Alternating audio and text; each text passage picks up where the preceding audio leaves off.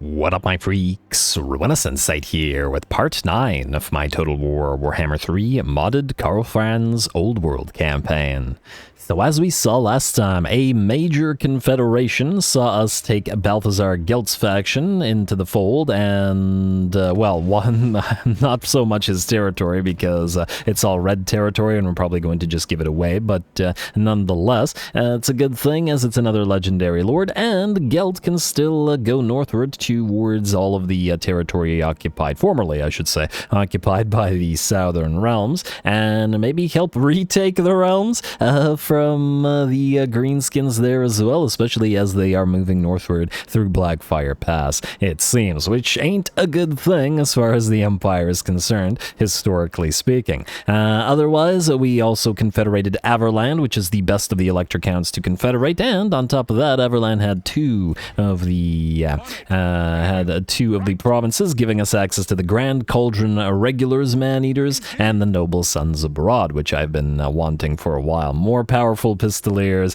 is most definitely a great thing to have, because Pistoliers are great already. Anyway, in terms of what we gotta do this time, I did all of the admin between the episodes, as in all of the annoying army and deletion and stuff that we had. I kept Marius Leitdorf, but only briefly. We're going to use him temporarily to grab a couple of the auto-resolve battles against the minor settlements within Sylvania, while obviously Elspeth fights the major ones, and then whichever other army we move down here helps out with that. Otherwise, there isn't actually anything to do except to switch techs to Venerate Shalia. There's lots of decent choices here, and well, not as decent as all of the choices in this set, but again, casualty or punishment rate plus 10 is not something we can really let go, especially since next turn the Forsaken Crown debuff or buff will go away, so we're just going to have to deal with it. Anyway, Garrison Lord not moved, unassigned skill points, building upgrade available, and I believe we can end the turn. Let's see if those Skavens sally out of Mordheim.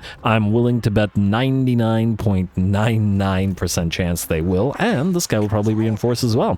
Let's do it.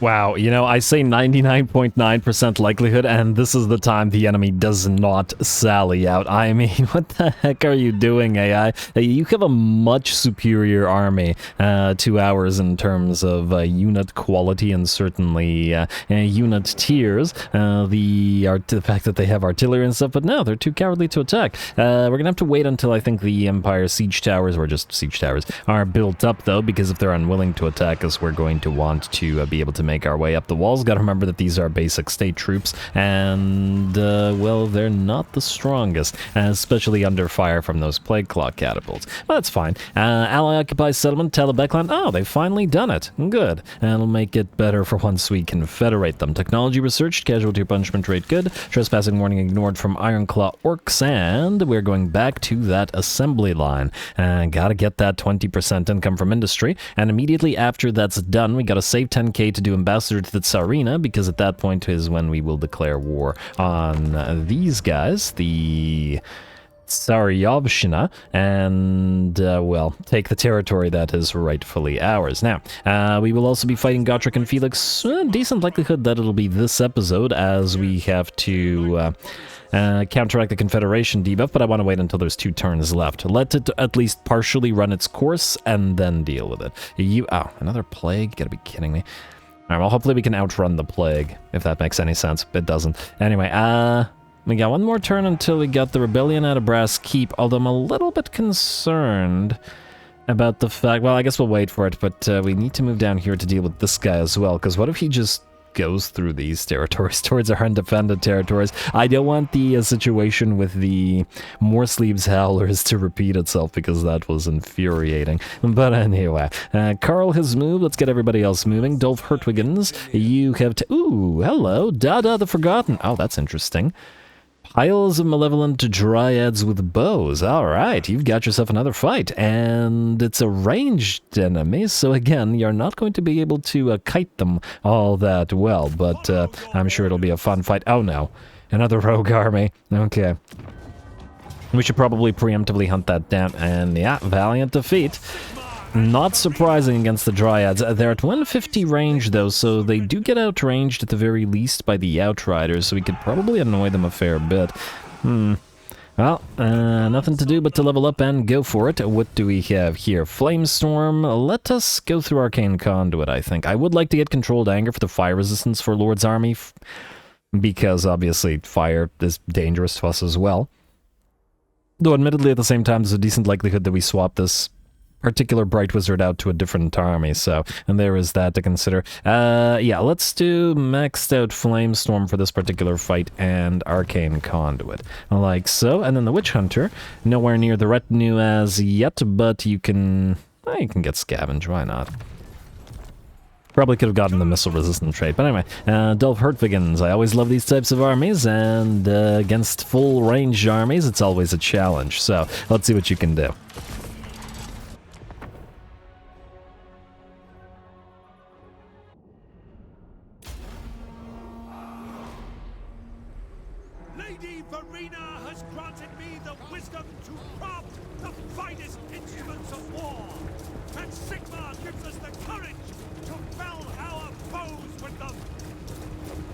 Yeah, we got green, red, and blue color schemes on all the different units. 11 different regiments in our own armies have different color schemes like that. But anyway, here we go. Let's see if we can pull this off. This is not an ideal situation for this particular army at all, as this is not what it's meant for. But, well, we'll just have to wait and see. We're going to start the battle off with our Outriders, moving to annoy the enemy Malevolent Tree Man. Fortunately, it looks like most of the enemy range units are a little bit further back, and hopefully we can take advantage of that. In the meantime, however, the enemy will rush towards us with a unit of cave bats. I was going to say fell bats, but you know, pretty much the same thing anyway. Minus the fact that the fell bats are not undead and thus will not melt away once they're sufficiently damaged. Over on the left flank, we have moved in with our infantry, so that is our Nordland Mariners, and supporting them, we have our war wagons with grenades, which we can see just forcing the enemy to move back. Gotta be careful with the Mariners, even with their heavier armor than the regular units. Free Company Militia at 60, they're still going to be fairly fragile. And it still makes me tempted to put a armor buffing hero in this army, but whatever. Either way, we do have range for days, I guess. As to whether it'll be enough remains to be seen. Gonna pop a Flamestorm on the enemy Glade Guard, and it looks like the enemy Tree Man has finally closed the distance, and our unit, our Witch Hunter, is gonna have to back off. He does apply poison to the enemy, slowing him down and allowing the Outriders to fell the big old tree in the same way that they did those fell bats. Still trying to move forward, though it looks like our Lord is only at about 40% HP, and we do have to be careful with him. Fortunately, the grenades being launched by our our war wagons rather are hitting pretty darn hard, especially as we've got their Outriders. We've got their reload capabilities.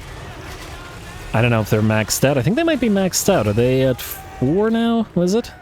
Okay, if I can actually click you, that would be just fantastic. Yeah, reload time 4 seconds. I think we're at 4.4 before we get the word 4 has lost all meaning. Before we activate ballistics calibration, and down to 4 exactly, which I'm pretty sure is the animation limitation on that unit, so. Or possibly on all units, I don't remember. Anyway, another Ancient Tree Man, a Malevolent Ancient Tree Man moving towards us, but getting gunned down by all of the range units over on this side will be torn to shreds. The enemy range units aren't really having too much better of a time than the melee are as well. We did try to have our Pistoliers move to the right where there are more range units, but unfortunately the Glade Guard, or the Malevolent Triads with bows rather, are armored enough and heavy hitting enough in melee that we can't really charge them with the Pistoliers like we could a unit of Glade Guard or other fragile missile infantry. The Malevolent Dryads with bows are a solid sort of near hybrid units in melee. They're not quite hybrids, but they have enough buffs here, I think, that they effectively become as such. They do have frenzy and such after all. Ooh, Arrow of Kurnos gonna come down, hit our war wagons. That's our sniper war wagons, but it looks like that's not quite enough. Speaking of war wagons, our Grenadiers still working with those Nordland Mariners and dealing with those Malevolent Dryads who have been having a rather difficult time closing the distance with us. There we go. Looking like it's working pretty well despite the extremely short range of only 68 range on the Nordland Mariners. Oh, lovely. Another unit of Malevolent Dryads are out, and we are going to move our units of Outriders on the right flank to try to gun down the enemy Glade Guard and Malevolent Dryads with bows.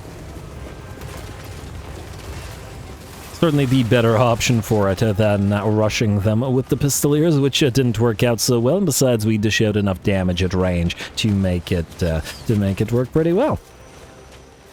Alrighty, and that's another unit of Malevolent Dryads with the bows out of the picture. Luckily for us, we don't have Drika here to buff them up, and thus they're not going to be as strong as they would be with her stat bonuses. With that said, the enemy does certainly have numbers of them, and there are plenty of them to get through. Poison and suppression is a solid combination as well. If we could only get frostbite in here from something. But it'd have to be something that moves fast enough to keep up with the rest of the army. Speaking of, time to charge into the center of the enemy's settlement. Here come the Pistoliers. They didn't get too much in the way of the ability to do work in this particular episode, or this particular battle, rather. But they should be able to loop around the remaining enemies. Speaking of the remaining enemies, it looks like they're in a pretty bad way. Going to launch a burning head through them. Oh, it looks like they'll move just slightly away, but they'll still get clipped by it. And it looks like for once, wow, the burning head actually veered in the correct direction rather than away from the enemy. And that's a real nice thing to see. Alright, and this unit is just about done for, as it will break and rout, and we're going to make sure that they're sent packing with a few grenades to the back. One last unit, or one or two last units perhaps, remain on the field that have not yet routed, but as soon as they close the distance with those grenades, they will shatter as well, and with that, the battle is ours. Lovely. Alright, that worked pretty well. The Pistoliers did take damage. We did get a Pyrrhic victory due to ammunition expenditure, but you gotta remember that this is an army with war wagons backing it, and thus we can always recover all the ammunition. Frankly, I feel like I need to be careful and try to get into the habit of using the ammunition sort of reload capability of the war wagons a little bit more often during the battle, not when we're close to actually running out of ammunition. The reason for this being that I believe it has an impact on the balance of power, like the power bar at the top, and the likelihood of the enemy army in terms of a routing. I gotta double check the theory whether it only applies after battle or during battle as well, because if it is during battle, that means it would have another important use. And I feel like in a previous battle, might have been in an Elspeth's campaign, I did test it, and it did work to change the balance of power with a significant increase of ammunition. So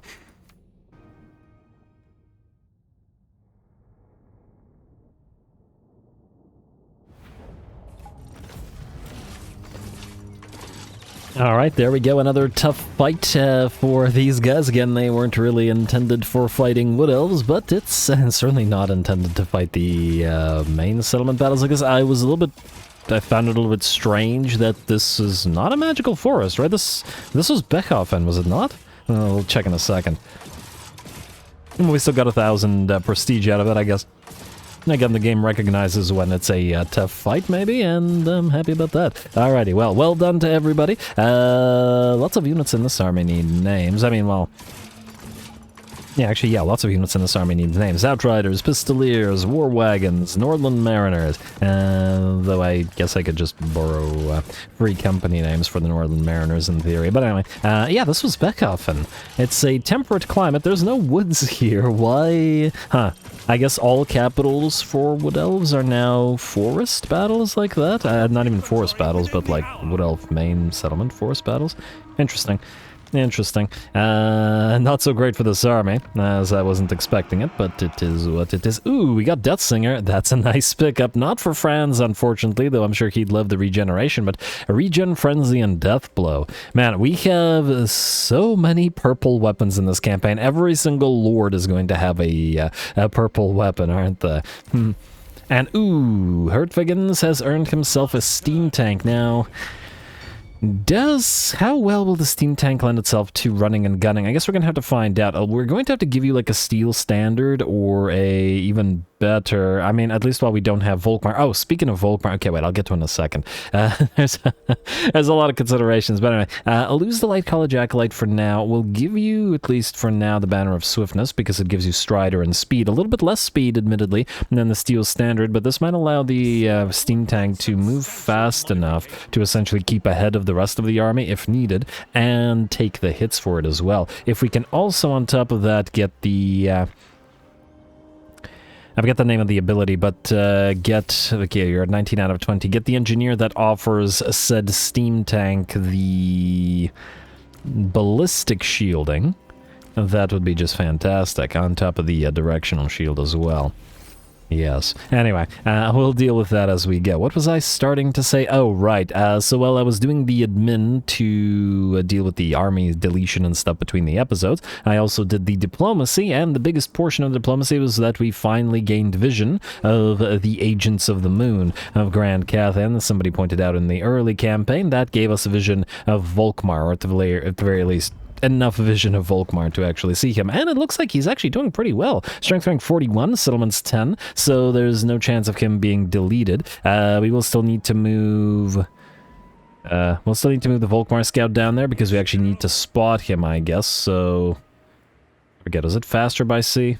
I mean, I guess we can't get killed by an agent down here, but I'm just going to hope that we don't. Anyway, we still need to actually spot his faction, but at least we have diplomacy with them now, and at least we know that they're not in the process of, being destroyed. Ooh, Clan Treacherik is running around. Who are you at war with? Oh, they're trespassing through our territory to get to the Order of Lore Masters, which, fair enough. Actually, speaking of the Order of Lore Masters, the Broken Tooth Camp, we don't need that, really. Alright. Tech Thieves.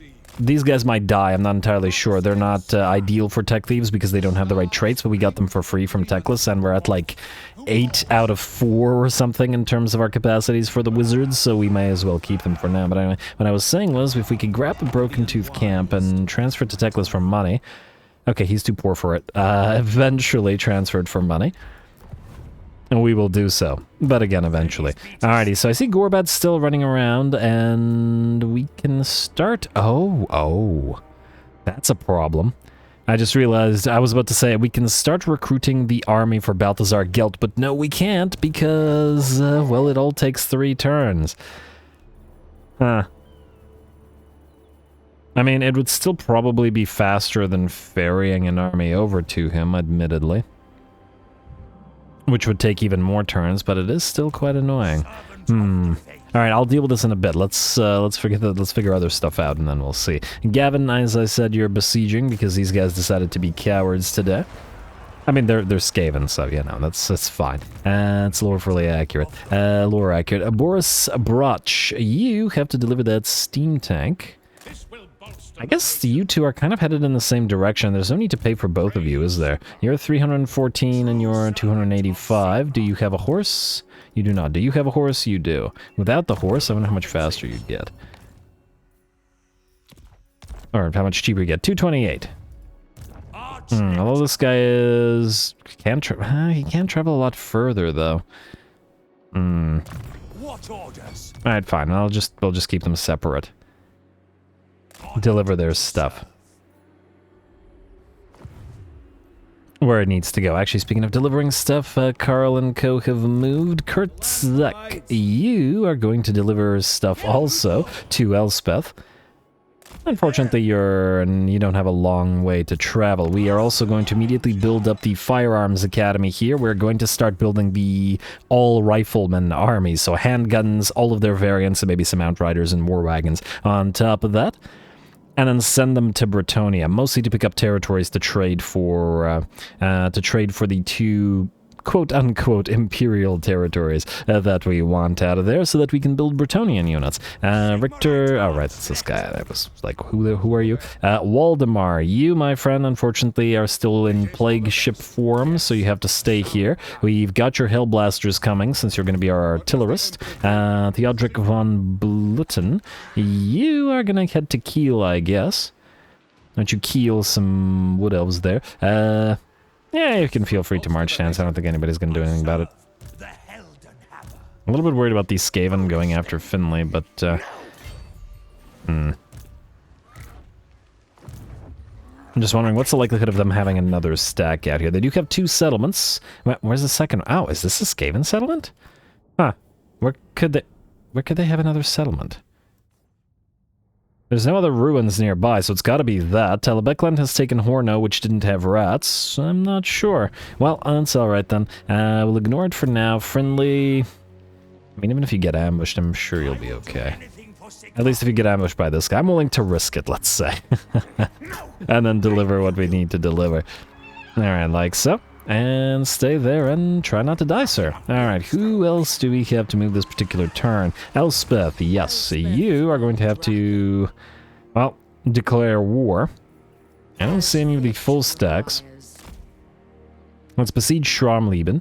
I mean, I guess we could just directly attack it, but I think we'll besiege it and give these guys a chance to try to move out, because we can't do a cinematic battle here because of the walls, since it'll be broken.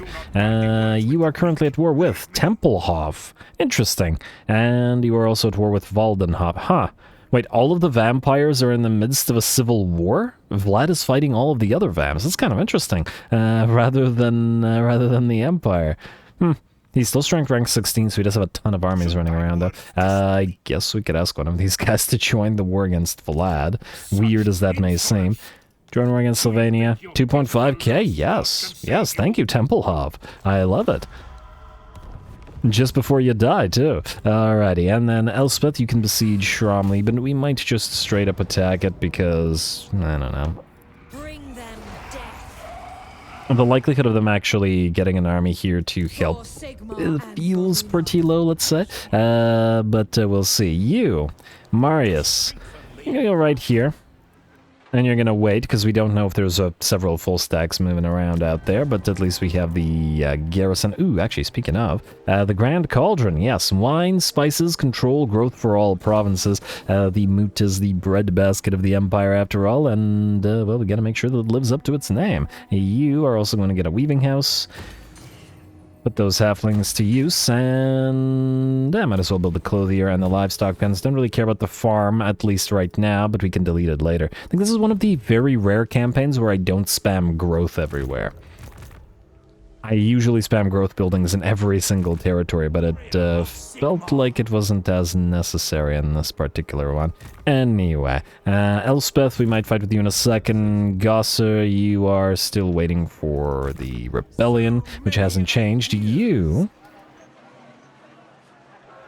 do we want anything here?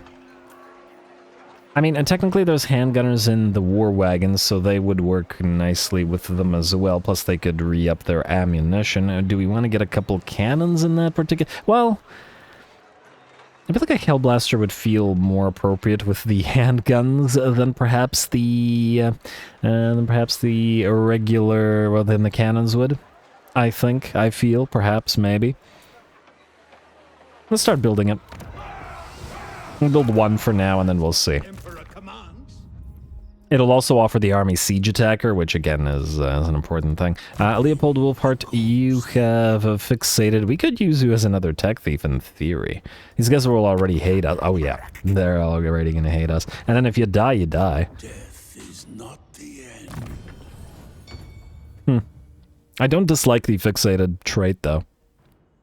Admittedly, but you're rather far from armies, so... Oh, wow. Oh, but this will be free. It is decided. Alright, control +1 and leadership -15 when fighting Skaven. Clan Treacherik revealed, and let's just do some tech thievery if we can. Specialist. Like so, and then we'll rename you Tech Thief. And I can't spell today. Or my, yeah, there we go. Alright, anyway. Baldric Hart, you are a champion. You are going to join Elspeth's army. She won't have Bruckner, but we can just use you to lead her Knights of the Black Rose contingent. I do wish that the Empire Captains and Grandmasters could have well, I think the Grandmasters can, actually, but to equip sort of the different knightly orders equipment. But anyway, let's see what we have here. This is the place where we wanted to build a bunch of the temples. I feel they're probably too expensive right now, though, at 5.2k. It's kind of not worth it. Ooh, yes, okay, Altdorf. You have gotten up to tier 4. So first of all, we'll build Castle Reichsguard. Should be getting Kurt Helborg up and running soon with his own Reichsguard. We don't really need the menagerie as yet, though admittedly, it will also give us capacity for Order Knights, which we may need, and eventually we'll obviously need some Demigriffs. We don't need the second tier, unless I'm mistaken, of the Wizard's Conclave, because it doesn't really do much. We do want the paved roads pretty much everywhere, so we will build that. And otherwise, we want probably the Engineers Guild Hall. Yes, I do want the Sigmar army and the Ulrich army up and running, and they will get there, but right now we're still busy with the armies that are essentially ahead of them in the queue. So yeah, we'll start with the Engineers Workshop because we need these everywhere as well for both engineer capacity and then landship and steam tank capacity. We do need a bunch of steam tanks and landships after all. And the Gunnery School we can keep here, but again, we'll delete it eventually. This is looking okay, though I guess we could upgrade the... Oh, Taylor's Guild. We need to switch you back to Council of Burgomeisters. Alright, switch you back. You can actually upgrade the Taylor's Guild, go for it, and you might as well upgrade the Cattle Ranch. It does make us money as well, so it does have uses. And the rest of this looks okay. And what are we looking at here at Wissenberg? Yes, to the Taylor's Guild and more money. Well, we already do have a tap room here. And we could go for Host Festag for at least a few turns. Nuln, we will go for, yes, tier 4 Engineers Workshop. Horrifically expensive, but absolutely necessary. And while we're in Nuln, we may as well upgrade the Taylor's Guilds as well. And we will still need to upgrade the Firearms Academy. And that's all the money we got. Alright, Diplomacy. Let's see what we got here. Gisoro, Legion of Setep, Kirik Norn, Ice Court still don't want to be friends as yet, and Western Provinces are ready for a straight-up military alliance. I'm inclined to say yes, because while there are some dangers to it, most of the factions that the Western Provinces are likely to declare war against are factions that are too far away, and the military alliance gives us additional allegiance, which we obviously want. The others, I think, however, can wait.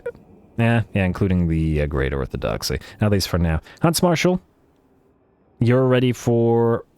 Oh, we can still do that while this Confederation debuff is up and running. That's nice. That's real nice. If only we could get him to Confederate. We still do have the cooldown on it, right? Yeah, and the cooldown still remains even with the upgrades, which, you know, fair enough. Fair enough. And we got 2 more turns until we can declare war on the Kislevites here. Declare war? Yes, 3 turns, rather. Alright. Unassigned skill points, building upgrade available, no siege equipment. Where no siege equipment? Oh, Elspeth.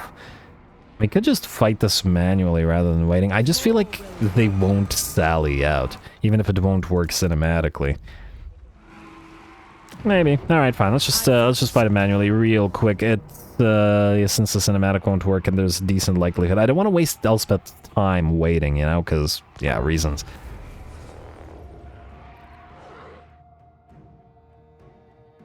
And we should be able to speed through this one relatively quickly. And considering we saw that the strength rating, ranking, whatever, of Vlad's faction of Sylvania is extremely high, they should probably have a bunch of armies moving our way sooner rather than later.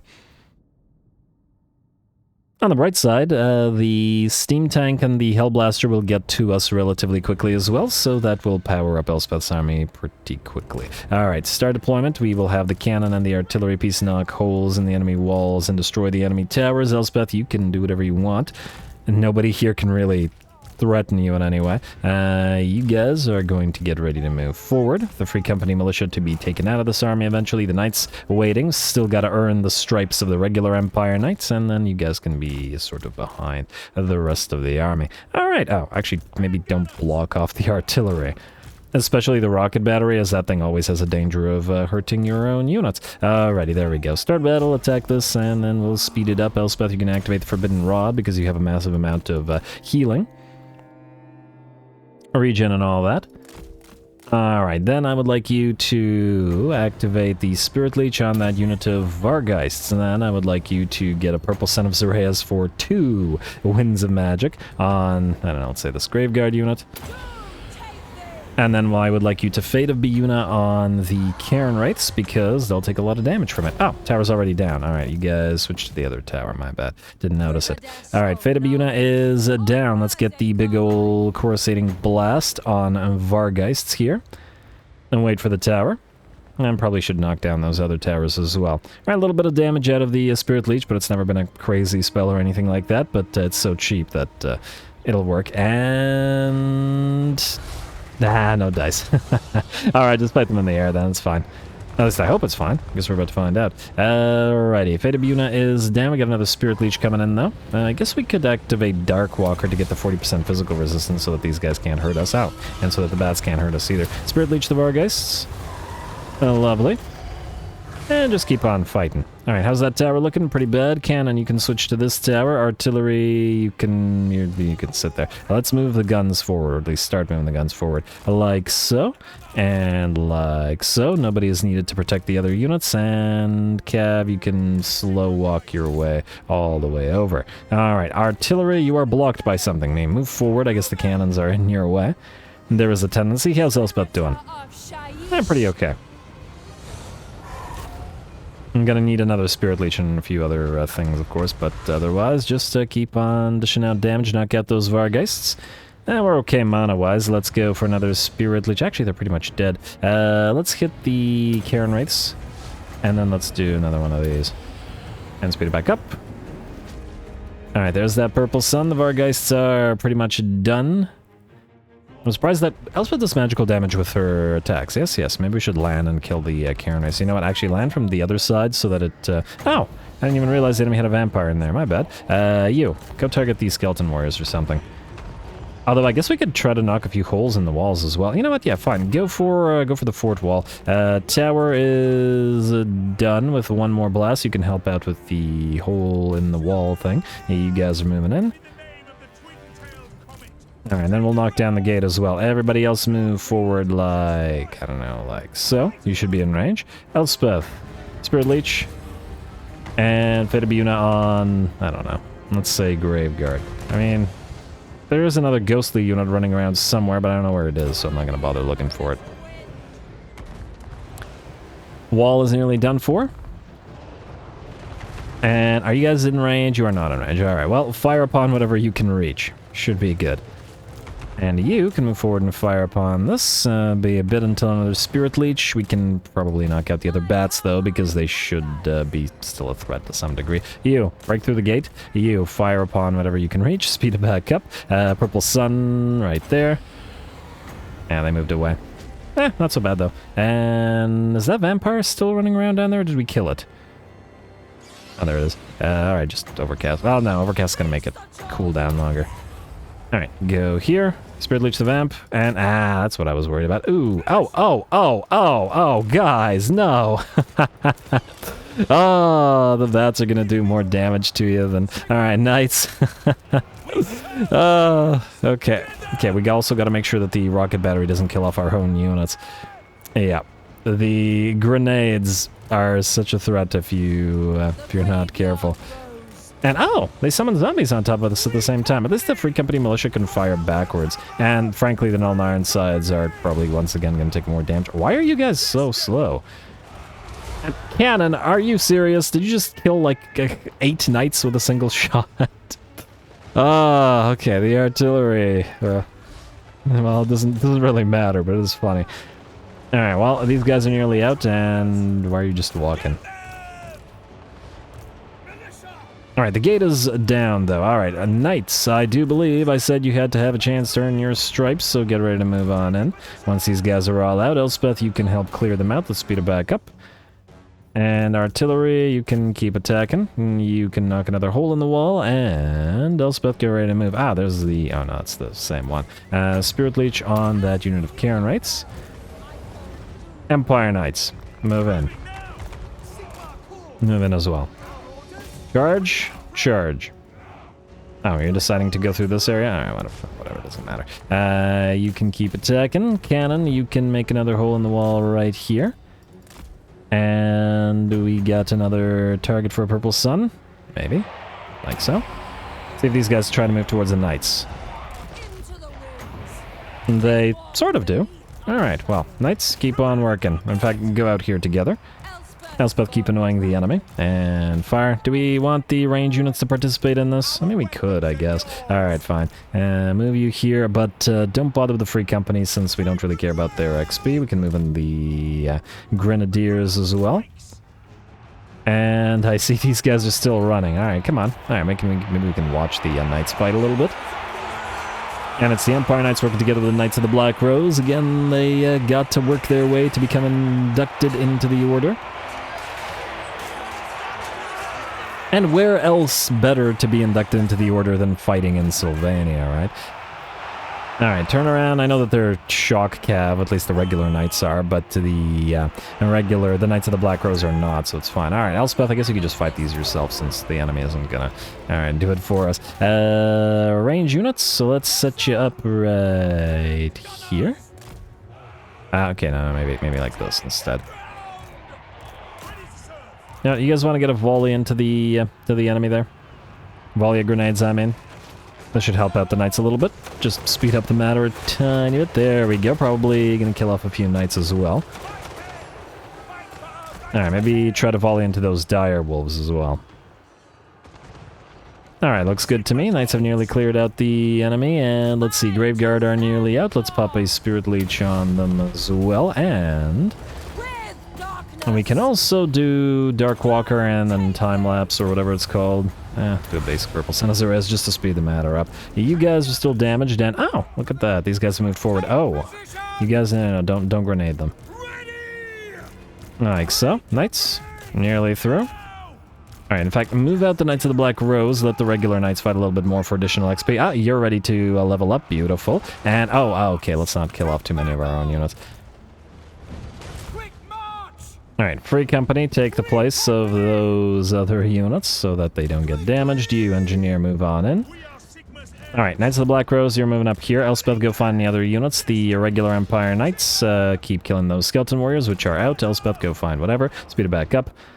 Artillery, you're firing. Oh, cannon. That's probably... You know what? Let's turn off auto fire. In fact, just stop firing in general. I have a fear that they're going to do more damage to us than the enemy will. And knights. I see there's more enemies down here. And Black Rose, stay up here. I swear there was another element of... Or another enemy... whatchamacallit? Karen Wraith out there. Did they not have two? Did we kill two? Go look around. I don't see any enemy units. And again, if for those new to the channel, the battles where the wall building is constructed make cinematic battles not work, which is why I did this manually. It causes desyncs with the battle, as the way that the game records it records its battles is it essentially records the orders and it then replays the battle. And there it is. Hey, it is Crypt Ghouls. Okay, no, I thought it was, well, at least it's Empire Knights fighting, but it was Karen Wraiths. Taking a while to melt away. Anything out here for Elspeth? Doesn't look like it. Game's not letting us get the win. There we go. And yeah, this was why this was kind of a waste of time. I would have loved to fight this army and a second army, but at least in current vision, we couldn't see anything. Elspeth, 735 kills and 111,000 damage, but hardly surprising. She's a powerhouse caster. And generally speaking, siege battles... Against the AI, if you have a caster, you can make them pretty trivial because the AI is going to, you know, be blobbed up and it's not rushing your own units like it would in a field battle. Which is another reason why I often try to do field battles. But hey, with the siege rework, perhaps we'll have a slightly more interesting time. We shall see. And again, I also don't like to, you know, overuse the magics from different caster heroes and lords, because magics have a tendency to be a little bit overpowered, but this is like a minor battle, and it wasn't a particularly interesting one, which is why I didn't care about that. Anyway, we're going to occupy Schramleben for ourselves. Huh, we can't give it to an Elector? Interesting. Let us take it. There may be Oh, because we confederated Averland and we can't get them to come back. Okay, yeah, that's I was wondering why. For some reason I assumed that this would also go to Sylvania rather than to Averland. But that's fine. Alrighty, well, good job, Elspeth, and you've leveled up a little bit, 2 points. What do we got? Oh, definitely Arcane Conduit, and you might as well get Earthing. I admittedly didn't see her miscast at all. Oh. Well, against the Sylvanians it's probably not needed, but Hold the Line is nice, though admittedly it would effectively, what, affect yourself? Maybe just upgrade Pistol Core. This belongs in my archives. Alright, what belongs in your archives? Anyway, Gavin von Wolfen, you're still waiting to besiege. You get a little bit of money out of that, but probably not enough to build anything of significance, so we could just do it next turn. Skip, skip, skip, and end the turn.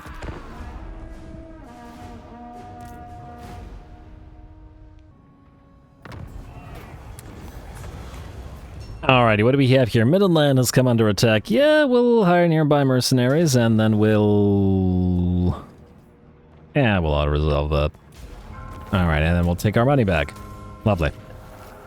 Great incantation, Ella begins...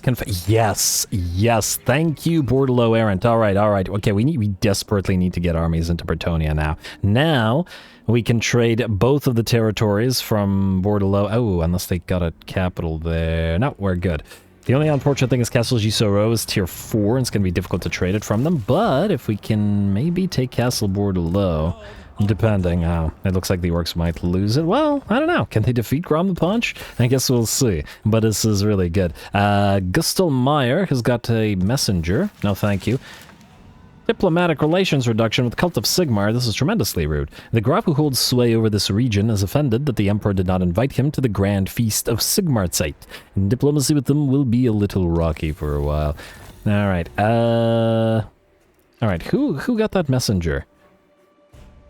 Some guy. I admit I forgot the name, but I feel like I'd recognize it if I saw it. And I don't see who that is. I wonder if it's one of the dead lords, as in one of the confederated lords. Mio, Philip, Leopold, Gustav... Okay. It's just that messenger... 10% movement speed is not to be frowned, or is not to be wasted. Gustav Meyer. Who the heck is Gustav Meyer? Won a battle. You know, I'm just going to ignore you for now. Oh, it was the leader of the army that we summoned to defend our allies. That must have been it. Huh. Oh well. Let's see. Kurtzek, you go deliver to Elspeth. You go join Elspeth. You, Elspeth, go to Hornau.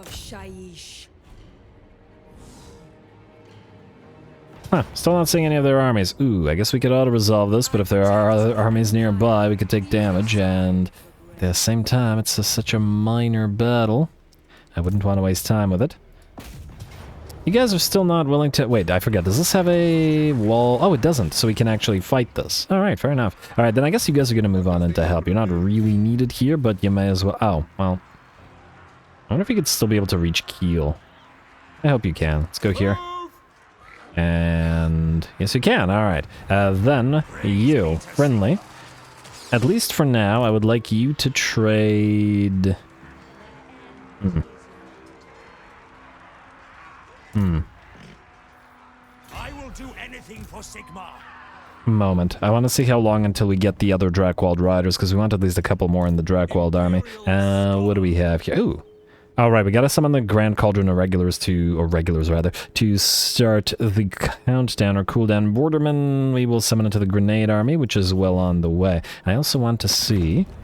So many things to do. Minus 21. Okay, so not ready yet, eh, Marcus? Somebody in the comments last episode said that it's better to wait for Marcus to get his heroes before confederating them. If somebody could explain that to me, I would appreciate it. I don't remember the last time I played Marcus himself.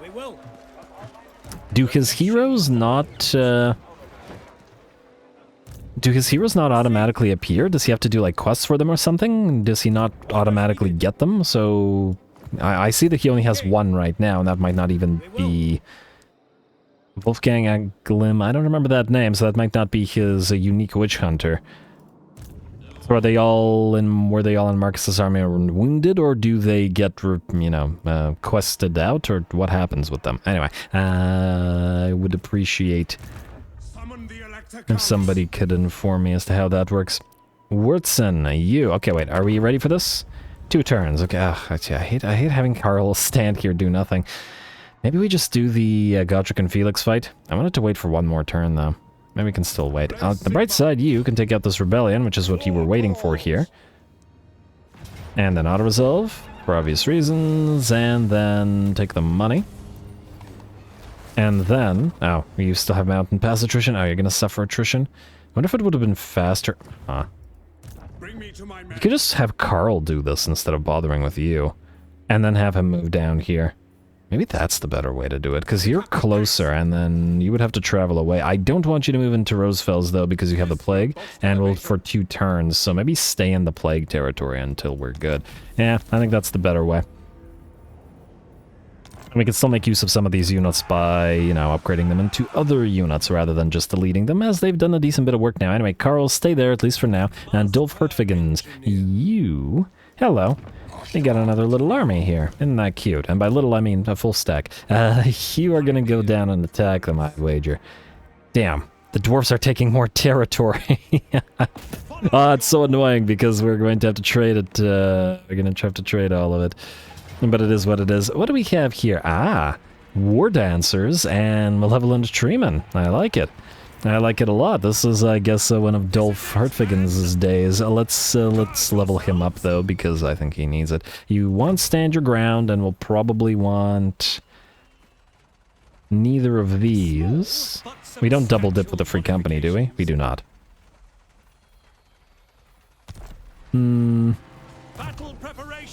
Yeah, I think we don't double dip with anything here, so I think we have everything that we need, so you're free to grab Sigmar's Ward to get a little bit of extra missile resistance. Enemy's not gonna like you too much. You can grab Star Student to cool down lower fire spells and miscast base chance, and then Bright Scholar for Winds of Magic cost for fire spells. You, still no Retinue, but you can get Tools of Judgment for... if a terror-causing unit is in range, you get a significant buff to yourself. Nice. I guess if anybody charges you or anything. You're not really fighting undead, though, and I think missile resistance is probably the pick here. Alright, another fight for you, sir. Let's see if this is a minor settlement battle, or like a minor Wood Elf settlement battle. I want to see what it looks like. Actually, wait. No, it's still one of these battles. You know what? That's annoying. I will besiege you, and then we'll let the enemy sally out and attack us. Because we've already fought that same fight twice. I don't want to fight it again. I'd like some variety. So wait, literally every Wood Elf fight is the same map now? That's... I don't like that. Alright, well, either way, Gavin, you've got to fight. You can grab Impassioned. And then... oh, right, Friendly. I was going to upgrade these guys into Knights, because they train themselves up, like so, even though admittedly they won't be super useful in this particular army, well, in the sense that for this particular fight, you guys are all going to go into this army. We need to move out 3 troops. I was going to get 4 Gunderman Surefire, so we can lose one of the crossbows and 1 spear. I mean, these guys have to be replaced with Eldred's Guard anyway. Yeah, maybe that's the better way. Let's remove the 2 spears since they're going to be replaced by Eldred's Guard. I like it. Alrighty. And then the last one will also be replaced, presumably, by Eldred's Guard, so that's fine. And, oh, I don't like that these guys are across from each other, but anyway. You can be upgraded. Let's get you training. And I imagine... okay, wait a moment. You're a champion, but you went for the cause and officer's squad. I guess the question is, with you, Drill Sergeant, who will be with the infantry, do we want you to go also for officer's squad and buff up the melee infantry as well, or do we want you to be able to lead the Dragquad Riders? The thing is, the Grand Master can lead them, so I think we're better off going for the cause and buffing up the infantry here as well. It just seems that way to me. Let's get tough as nails for the extra XP for the Lord. Anyway, time to fight. Big ol' siege. Yes, we could auto-resolve it, but the decisive victory and low casualties is because we moved the second army in, which we don't need all that much. At least I hope not. Go.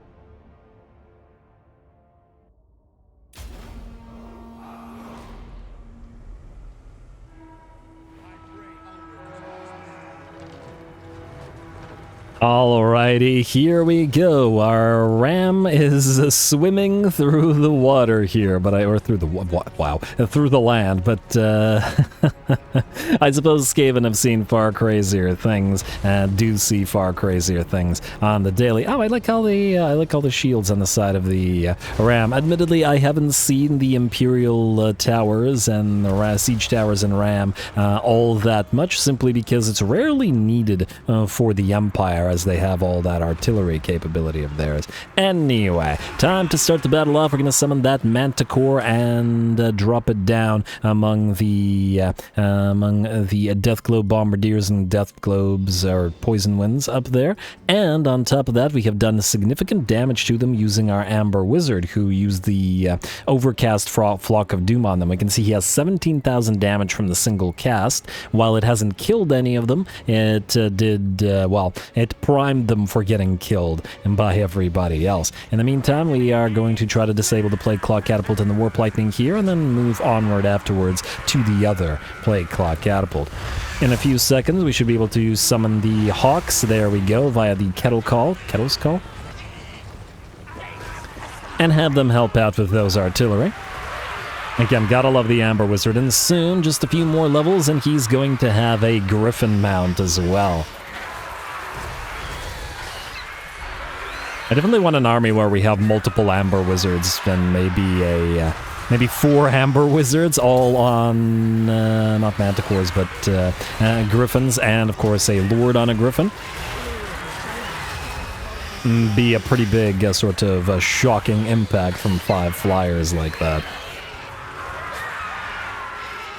Anyway, the enemy artillery are cleared out. The Kettle's Call Great Hawk summons, again, are incredibly fragile, as I've said previously. Look at that. They can barely outfight artillery crew, as they've lost about 55% of their HP and are wavering and in pretty bad shape. But what can you do? At least they did manage to, with the help of the wizard and with the help of another Flock of Doom, knock said artillery crew out. Our ram has nearly arrived. We're going to get ready to make our way through that gate, though it does look like we've managed to knock out most of the enemy, biggest threats being the artillery and the units of Death Globes and Poison Winds. And of course we have our towers getting ready to close the distance. Alright, it'll be a few seconds until those guys disgorge their units up on top of the walls, but in the meantime we can get our heroes through the gate, as they're going to want to close the distance with the last remnants of the enemy weapons team's crews. Or the Poison Winds, rather. For some reason it looked silly when he just lifted his shield up like that. When there was nobody, it looked like attacking him. But there we go, our Grandmaster here should be able to cut down those guys no problem, though we do have to watch out as the enemy Warlord is down here as well. Also, before I forget, and since it's going to take a while to break through the sort of enemy elements around the gate, we did reach the engagement threshold, and this will obviously thus be a longer episode. And the engagement threshold remains 500 likes, 70 comments, and the next episode will be a longer episode as well. And, okay, that's somewhat concerning. Halberds, please get down there. At least they're not blobbing up in a, blob here and getting hit by Warp Lightning. That's always a bit of a hassle. Alright, there we go. There you go. They're finally doing it. Oh, look at the little jumps down. Alright, and our reinforcements have arrived, which means we can help Sigmar's Toothpick Skier, our units of spears, in terms of breaking through the gate, adding a little bit of that damage from Theodric von Blitten himself. Oh, he doesn't have bleed on him. Huh, interesting. I assumed that the Griffins would have bleed, but all good.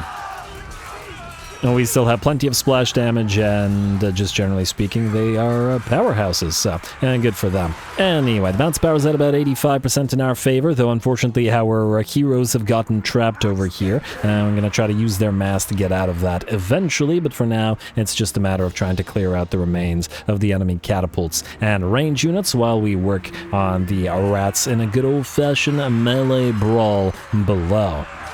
And it's Storm Vermin versus Halberdiers. We got 53-55 melee attack and melee defense stats and 90 armor versus 50 and 60 attack and defense on the Franz's Forks and 75 armor. So basically the Storm Vermin with Sword and Board do outstats our Halberds in pretty much every way, but the Halberds are only half-baked at this point. They are going to get stronger and stronger via various techs and other aspects of what we're adding to this army. And it would be really nice to get... Again, every single army that the Empire has could really use a war drum in it if you're using, well, really any infantry, whether it's missile or melee. And certainly we now have access to, I want to say, 2 allied Cathan factions, so we should be able to eventually get a decent amount of war drums in various armies, which will really help out. And of course, we could also pop a Luminarch in here to get them additional armor, though I'm just not sure that the Luminarch would fit with this particular army. This is the Drakewald army, or a Drakewald army, and it is thus a forest army. The Gunderman's Surefires are riflemen, but they are a Drakewald-centric sort of a rifle in terms of their lore, and thus it feels appropriate to have them in here. A Luminarch, I feel you would not take into the woods, right? So we probably would have to go with that, but we can feel free to use Luminarchs in armies where we have Flagellants, for example, which we eventually will. Anyway, our Empire Knights have entered the fray as well. The enemy are still bravely holding the gate, showing us some of that verminous valor out of those Storm Vermin. But the Drakewald Riders, together with the Halberdiers, are a lot of sharp things poking you in the face. And that ain't so great. No Slanesh giggle for you. Anyway, the Poison Wind Globadiers have returned. Let's hope that they don't get too many volleys up. Alright, that's not great. At least it's not Death Globes, but that's still probably going to hurt. And of course apply that Warp Gas as well. It's a lot of debuffs. Makes me want to play Skaven and just start combining the various debuffs, which is always fun. Aura stacking is fun, debuff stacking is fun, and buff stacking is fun as well. Anyway, we're still hovering at about 90% balance of power, perhaps surprisingly, as the enemy is still holding the area around the gate. That said, we have started to make our way up on top of the walls in significant numbers. 2 Halberds have made their way up there and then have come down and are now in the fight against the enemy Clan Rats, more Clan Rats, and Plague Monks as well. We've also got support coming in, as we've got the units of officer squads summoned by our Empire Captain, firing down on the enemy below. And then a Flock of Doom should help out with all of that pretty nicely. And on top of that, we got handgunners that are making their way up on top of the towers now to help matters along, at least a little bit. Our heroes, unfortunately, remain trapped still. I tried to get them out with the horses, but unfortunately the Halberd Storm Vermin are able to keep them back. But that's alright. They've actually been having a pretty good time fighting the enemy in this manner. And just a pile of knights back to back, and they have called for the knightly orders to come and reinforce as the Empire Knights and the Drakewald Riders together charge on in. And just a couple more episodes and we're going to start making our other knightly order armies. Our Knights of the Blazing Sun / Myrmidia army, Knights Panther army, Stubborn Bull... Well, Stubborn Bulls are stage troops unless I'm mistaken, but at least those Knights of the Blazing Sun should be available... well, not Blazing Sun... Everlasting Light are also stage troops, but anyway. More knights, basically, of various different kinds. And, of course, the armies that will be with them got to make them sufficiently different from each other. I like the idea that Elspeth's army, which is with the Knights of the Black Rose currently, will be, actually, funnily enough, similar to the army of Gorbad Ironclaw that I did in his campaign, wherein it is range units and cavalry and no melee units, effectively. As in no melee infantry. When the melee are needed, that's when the cavalry does its thing. But anyway, we'll get to that when we get to it. In the meantime, the gate has been breached. The enemies have been cut down, and with that, and the battle is ours. Just a couple more last plague monks to cut down, and that will be the last unit on the field. Oh, wow, that was brutal.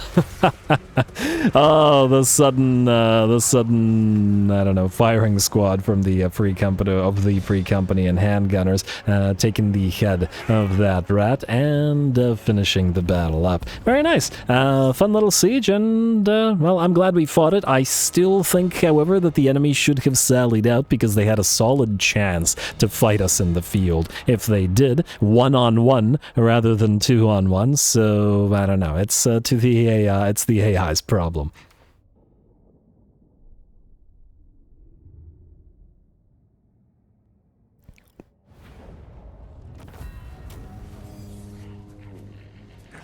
Alright, there we go. Solid work, mostly good old-fashioned halberdier work, plus a decent bit of damage out of the Amber Wizard, just Flock of Doom spamming at the piles of rats. It's a pretty darn effective method. Spera with 141 kills and 12,000 damage.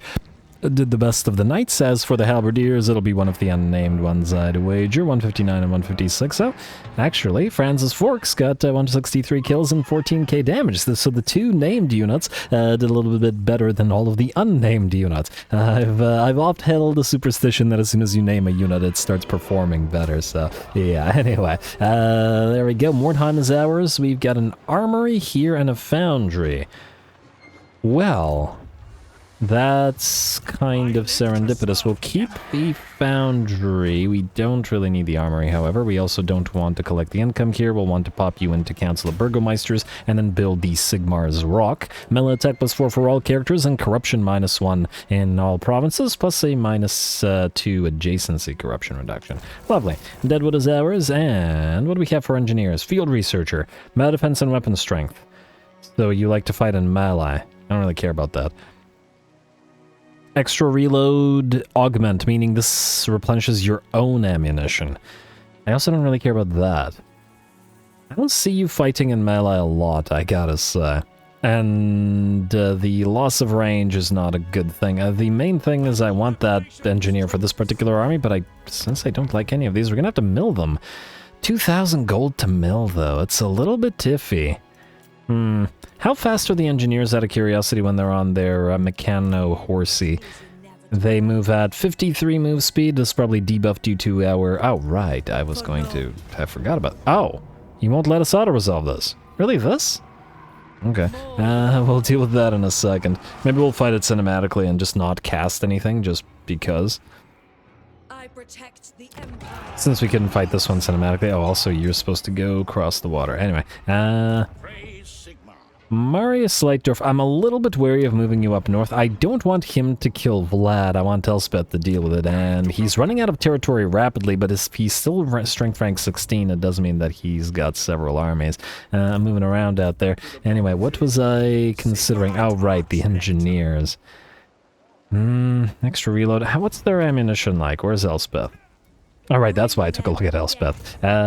We've got 50 ammo. You're not running out of ammunition, buddy. Making that a relatively useless trait. Your range is 100. You have the machinist preparations as well, which also shortens your range further.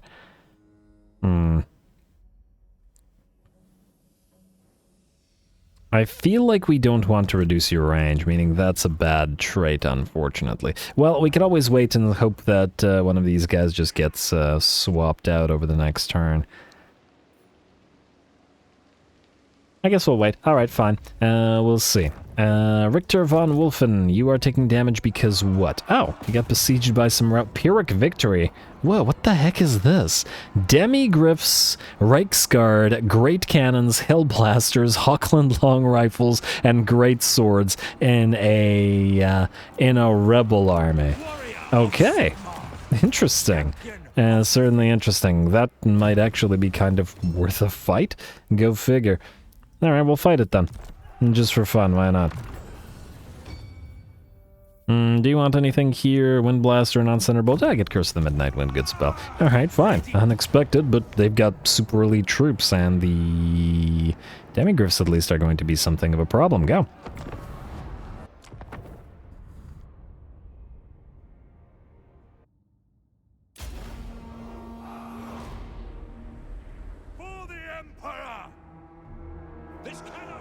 Alrighty, here we go. An enemy rebel army, admittedly, but a rebel army that has more elites in it than any other army of ours than Karl's, so it's a little bit odd to see, but hey, I don't really mind seeing the Demigriffs on the field, even if they are under the enemy.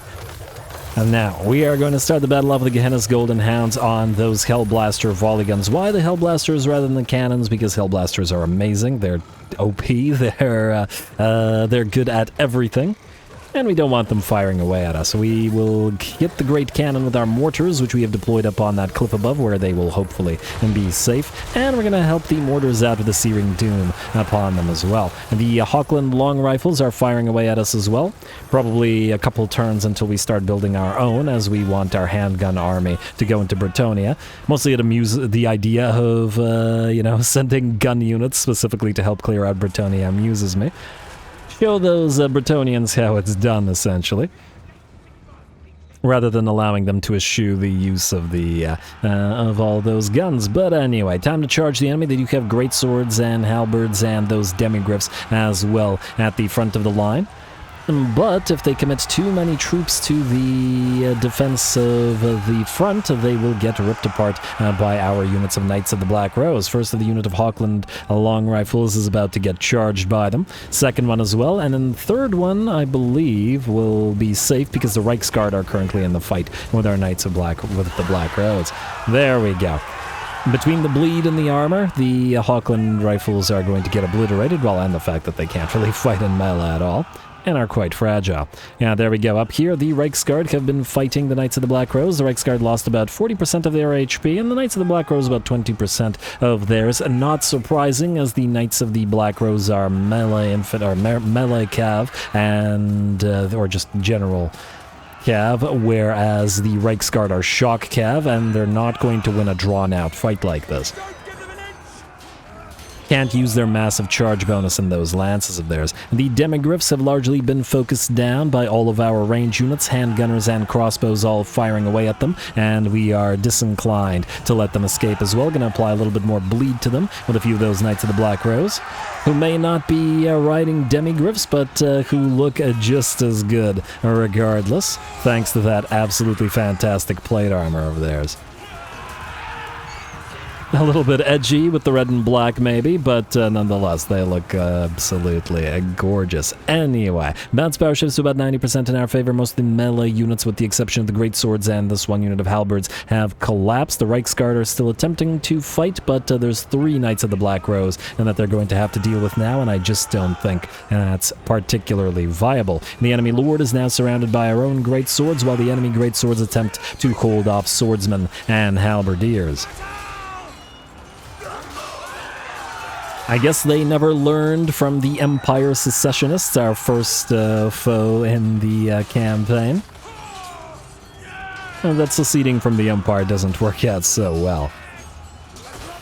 Although, admittedly, I mean, this is all the way down in the Badlands, and the Empire hasn't really had control of the Southern Realm territories, or the Border Princes, rather, for a long time. Certainly not any kind of proper control. So it does make sense. What doesn't make sense is the super elite troops down here. But rebel armies have a weird tendency to be like that. I'm not entirely sure why. I would honestly expect more, you know, peasantry and stuff in the uprising. Maybe in our central territories, but not from a tier 3 territory without the... especially without the buildings to build the units that rebelled here, you know what I mean?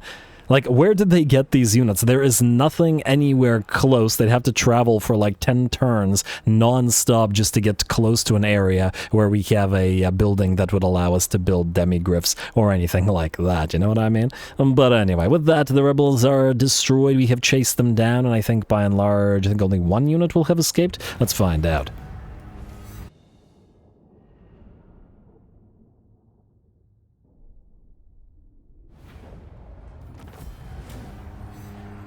Alright, there we go, no problem. Unsurprisingly, the Knights of the Black Rose did the majority of the work. Would have been nice to pick up the Hellblaster or the Great Cannons from the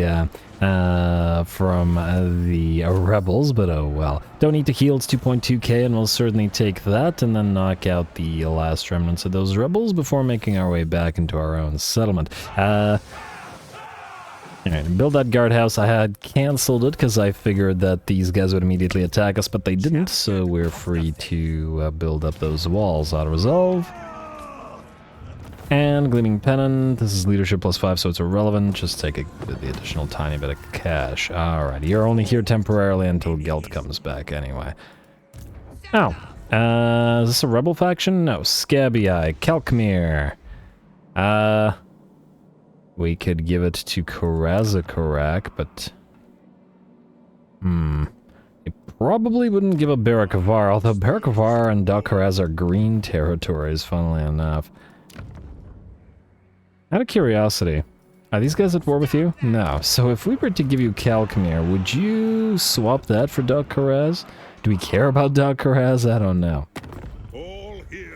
We can always give it back to them later, but for now it's more useful. Oh, let's not take their money. They're already kind of in a bad situation. Vissenheim would have been the better trade, but I don't think they would give it to us because we don't have territory here, which is another reason why we need to send another army down there. Whether it be a temporary army or not, Gelt's army is nearby at least, so there is that to consider. But anyway, let's do this little swap here. Alright, that way, if these guys don't attack... then these guys can keep Kalkmir. Oh, although the proximity will probably put these guys into diplomatic contact soon, so we'll have to be careful about that. Alrighty. Anyway, let's see who else needs to move. Oh, wait, Karl, out of curiosity, how many more turns do we have until we need to declare war on these guys? Declare war 2 turns, okay. We'll have to ask the Scabbii for it. Hopefully at that point Scabbii will want to peace out with us. Minus 62. Ooh, meaning we might have to wait on it, or maybe take out a few of their territories.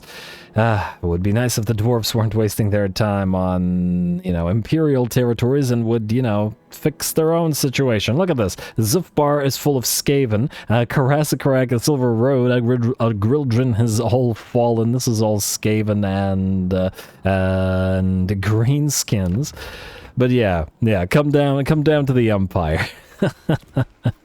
Oh, it's completely the opposite of what was going on in Thorgrim's campaign, I guess. But anyway, let's see who else needs to move. Okay, Boris Broch up here. Go deliver that tank to Karl. You go deliver your Grand Cauldron regulars as well. Governors don't need to move. Waldemar, you're good. Or at the very least, you're good to land. And we can keep on building, yeah. You've got your first artillery pieces. We want the bordermen in a different army, though I suppose you could use them for now. 3 Hellblasters. We could pop a couple cannons in here.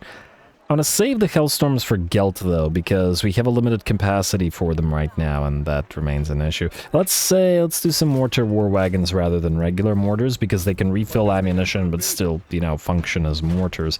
And, oh, for the love of... These guys have another... Okay, you're being annoying now. Peace out. We'll get you later. Plus, you're willing to give us 4.4k for this. It'll probably be 10 turns until we move up here and attack you and such anyway. Though we do want to take some territory from them, admittedly. Alright. Now, where were we in the list? Richter, von Wolfen, right. Do we want to globally recruit anything? It's going to take 4 turns to get any of these guys, but I don't think we have another option. Well, actually, we do have another option. We put a recruiter lord here into Doc Karaz. It doesn't really matter which one, as long as they have some points to spend, like you, defensive guy. I don't think any of these guys have any kind of benefits to recruiting, do you? You only have 2 points to spend anyway. You're a tactician, Leopold. You got 10 turns. Actually, I was thinking that we could use you. Oh, we got another marksman commander, but not the thing that I wanted. Oh, although I do want to check these guys. We got another armorer's pedigree. Optical specialist, metallurgist, not the ones we wanted. We use this guy to recruit as well because he's cheaper. Yeah, let's use this guy. Wolfram Frankenwerter. You go here into Doc Karaz, and then here it should only take 2 turns? No, it still takes 4 turns. Oh, so that bypasses the red territory, doesn't it? But nonetheless, you gotta recruit. There's nowhere close by. It's just stupidly expensive. Alrighty, well, oh, wait. A leader of renown into Iron Disciplinarian, Irrepressible, and then we only got 3 points, but I guess we can get Quartermaster. Alright, now those things should be at least very slightly cheaper. But at least somewhat cheaper. Yeah. I've got to figure out which province will get some of the Elven troops, because we're ready for those, whether it be Wood Elven troops or High Elven troops. Ooh, Wood Elves have War Dancers ready, and Sisters of the Thorn. I absolutely love the unit. Lore Masters we're not ready to do anything useful with as of yet. Alrighty, and speaking of Lore Masters, Spite Backbiter and Drock. Oh man, this guy's gonna turn around and go for this place, isn't he? Not much we could do about it, though. Actually, there is one thing we could do about it. You can still build archers in 1 turn, can't you? No, even archers are 3 turns? Good lord. Alright, well, it's going to take a bit. We can get state troops, but I don't particularly like any of those for Gelt. Sunmaker's back, though. So we can and should and will get Sunmaker. Well, it doesn't have to be this turn. Alright, well, we'll take a look at that later. Right, let's go back to the list. So much stuff to do. Jürgen, ooh, you're near to Karl, minus the problem of him still being plagueinated. And this place is also plagueinated. Well, alright, you're gonna sit here and maybe try to avoid the plague. It's not like you're doing anything right now anyway, so it's not a big deal. Still have to make you your army, but that's gonna take a bit. Waldemar, you're just going to wait while we recruit stuff for you. And it's all being used for recruitment, so that's gonna take a bit. Elspeth, we're gonna fight with you in a second. Friendly, you are... I don't know, guess good to sit here. Depending on whether we want to deliver these spears elsewhere. Or we could just swap these Free Company militia out of this army. Replace them with spears, although what would be the purpose of that? It's just that they're high-rank spears and I don't want to waste them. I serve Sigmar. On the other hand, you're costing us 800 gold per turn and serving no real purpose, so maybe we do take you out. Alright, fine. I will marshal the band. Oh, actually, I just had another thought. We could deliver these handgunners to the handgunner army rather than build them manually, which would save you some time in terms of construction, allow you to build outriders instead. You know what? I don't dislike that idea. Minus the fact that we were going to have you take over Kiel. You know what? Stay for 1 turn. That might be the better way to do it. So you can grab Kiel. Really? Really, game? Really? Okay, auto-resolve hates us, I see. I'm used to it, but damn, that is... I guess it's because we're using too many basic Imperial State troops. But it is what it is. Anyway, as soon as we end the turn, you're going to attack us. We will have to deal with you. Alright, manually fight this super quick then. You can use a Steel Standard, why not? Alright, manual fight real quick. Fortunately, Draco will be dead within... I don't know, possibly this episode, and thus we won't have to deal with this nonsense anymore. And yeah, every single minor settlement is one of these. Okay, fine. It is what it is, just gonna have to deal with it. For at least a couple more. I mean, we'll probably never be fighting Wood Elves again, so... once the 3 remaining settlements or whatever it is are gone.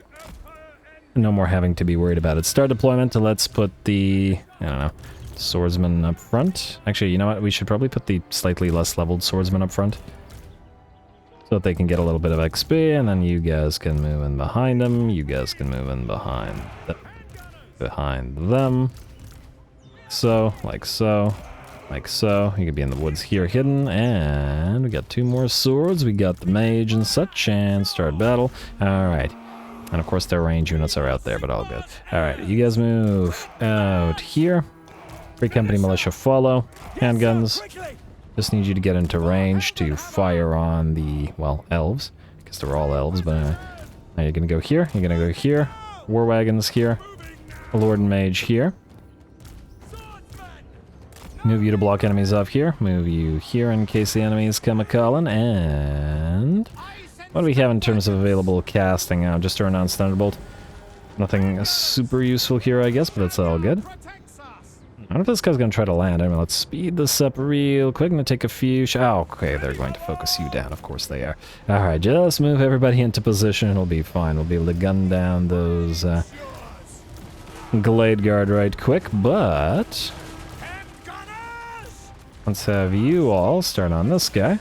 Pretty quickly, I'd imagine you'll be able to be brought down. Everybody focus him. You interfere with those giant wolves, and our lord needs to do so as well, because we don't want them charging our basic units, or range units, specifically. Alright, war wagons, move forward. Handguns, you'll all fire upon that Glade Guard. You're gonna land down here. Range unit is firing away at our swords, but that's fine. Don't want our swords fighting the war dancers, though, because that'll be ugly. On the right side, these Glade Guard are nearly out. And you can reposition yourselves to fire on the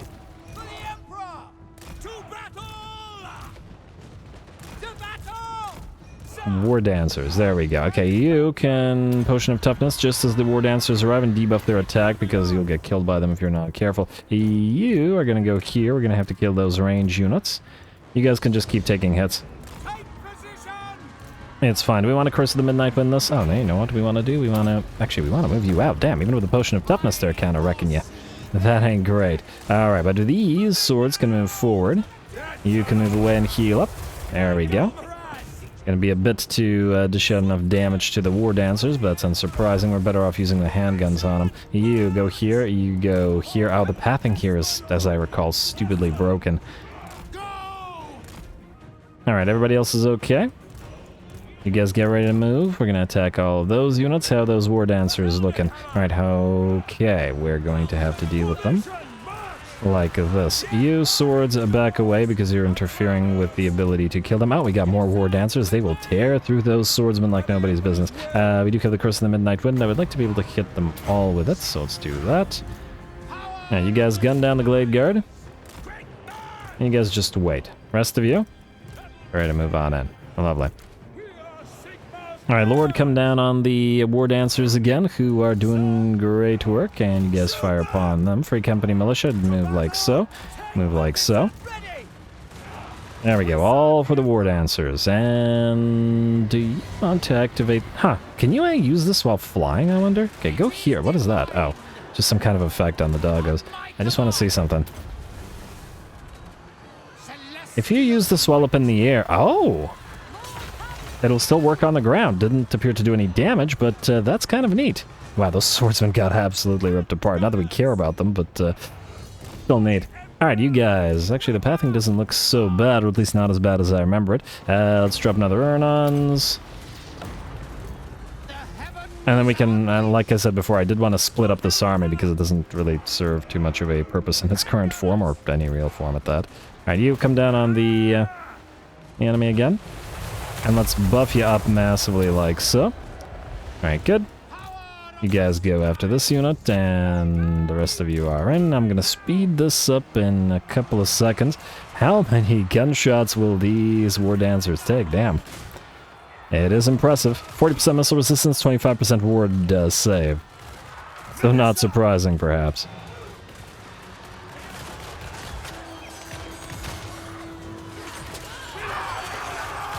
All those handgunners firing away at them. Well, admittedly, not all the handgunners are. In fact, if we... No, if we move, these guys will simply move after them, so it won't work quite well. On the right side, the unit is just about done for. Well, this unit is, and the Lord has nearly killed off the other. We do have potentially another Urnons available. We can also debuff them again. They're the only units left that are of any kind of real threat. Alright, you, swords, move away now and allow the range units to fire at this unit. Don't bother with the... Okay, there's a range unit out here. Go charge that. Alright, there we go. And with that, the Azrai War Dancers will rout after doing fantastic work.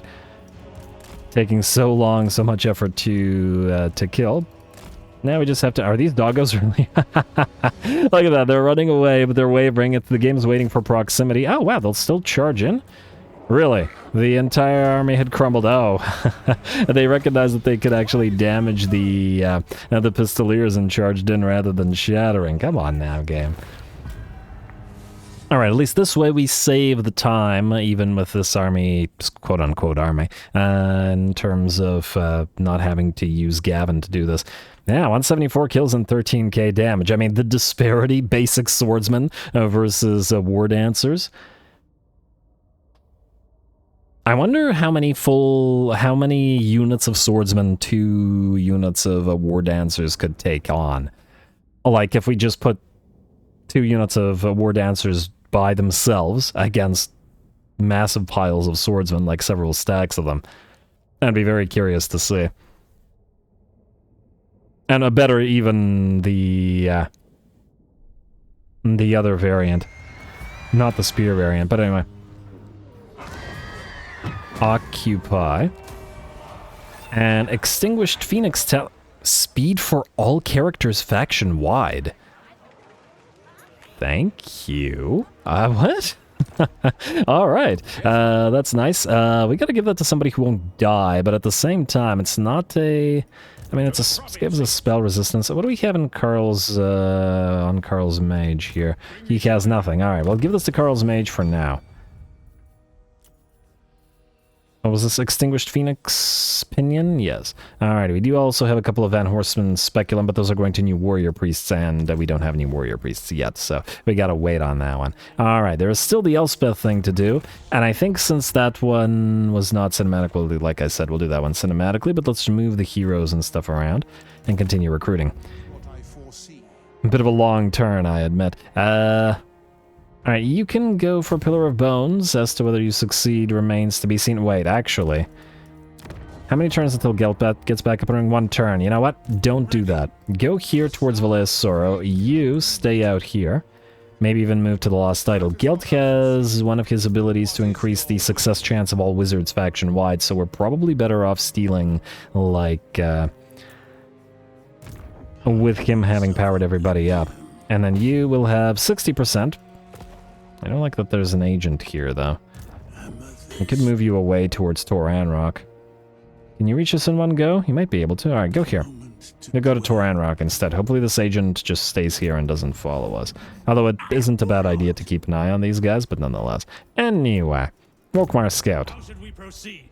You still gotta find Volkmar. Hey, we're up to 76 now. Beautiful. As long as no other Imperial territory falls, we now have a bonus plus 10 growth and bonus plus 1 control compared to what we had before. Plus, mercenary replenishment rate time reduction. I wonder if that activated this very turn. Still need to spend money to recruit you. 3, 4, 5. I think once we get 1 point of all of these, we recruit 1, 2, 3, and then we reset everybody. Rather than waiting for these 2. Maybe. And we do have enough prestige to make a use of, I think, right now. Also, Lightdorf, yeah, you're fine as you are. We do have diplomacy to check and building stability building. Though I don't imagine there's too much in the way of anything in diplomacy, and I think we can ignore all that. Peace with Wargrove of Woe, no. Peace with Clan Creepus, no. I still don't understand where they are unless they're here in Templehof, which I guess would explain why they're not... why they haven't been destroyed. Alright, let's do a quick little cinematic for Elspeth. It's just a small one, but if the game isn't letting us auto-resolve anyway.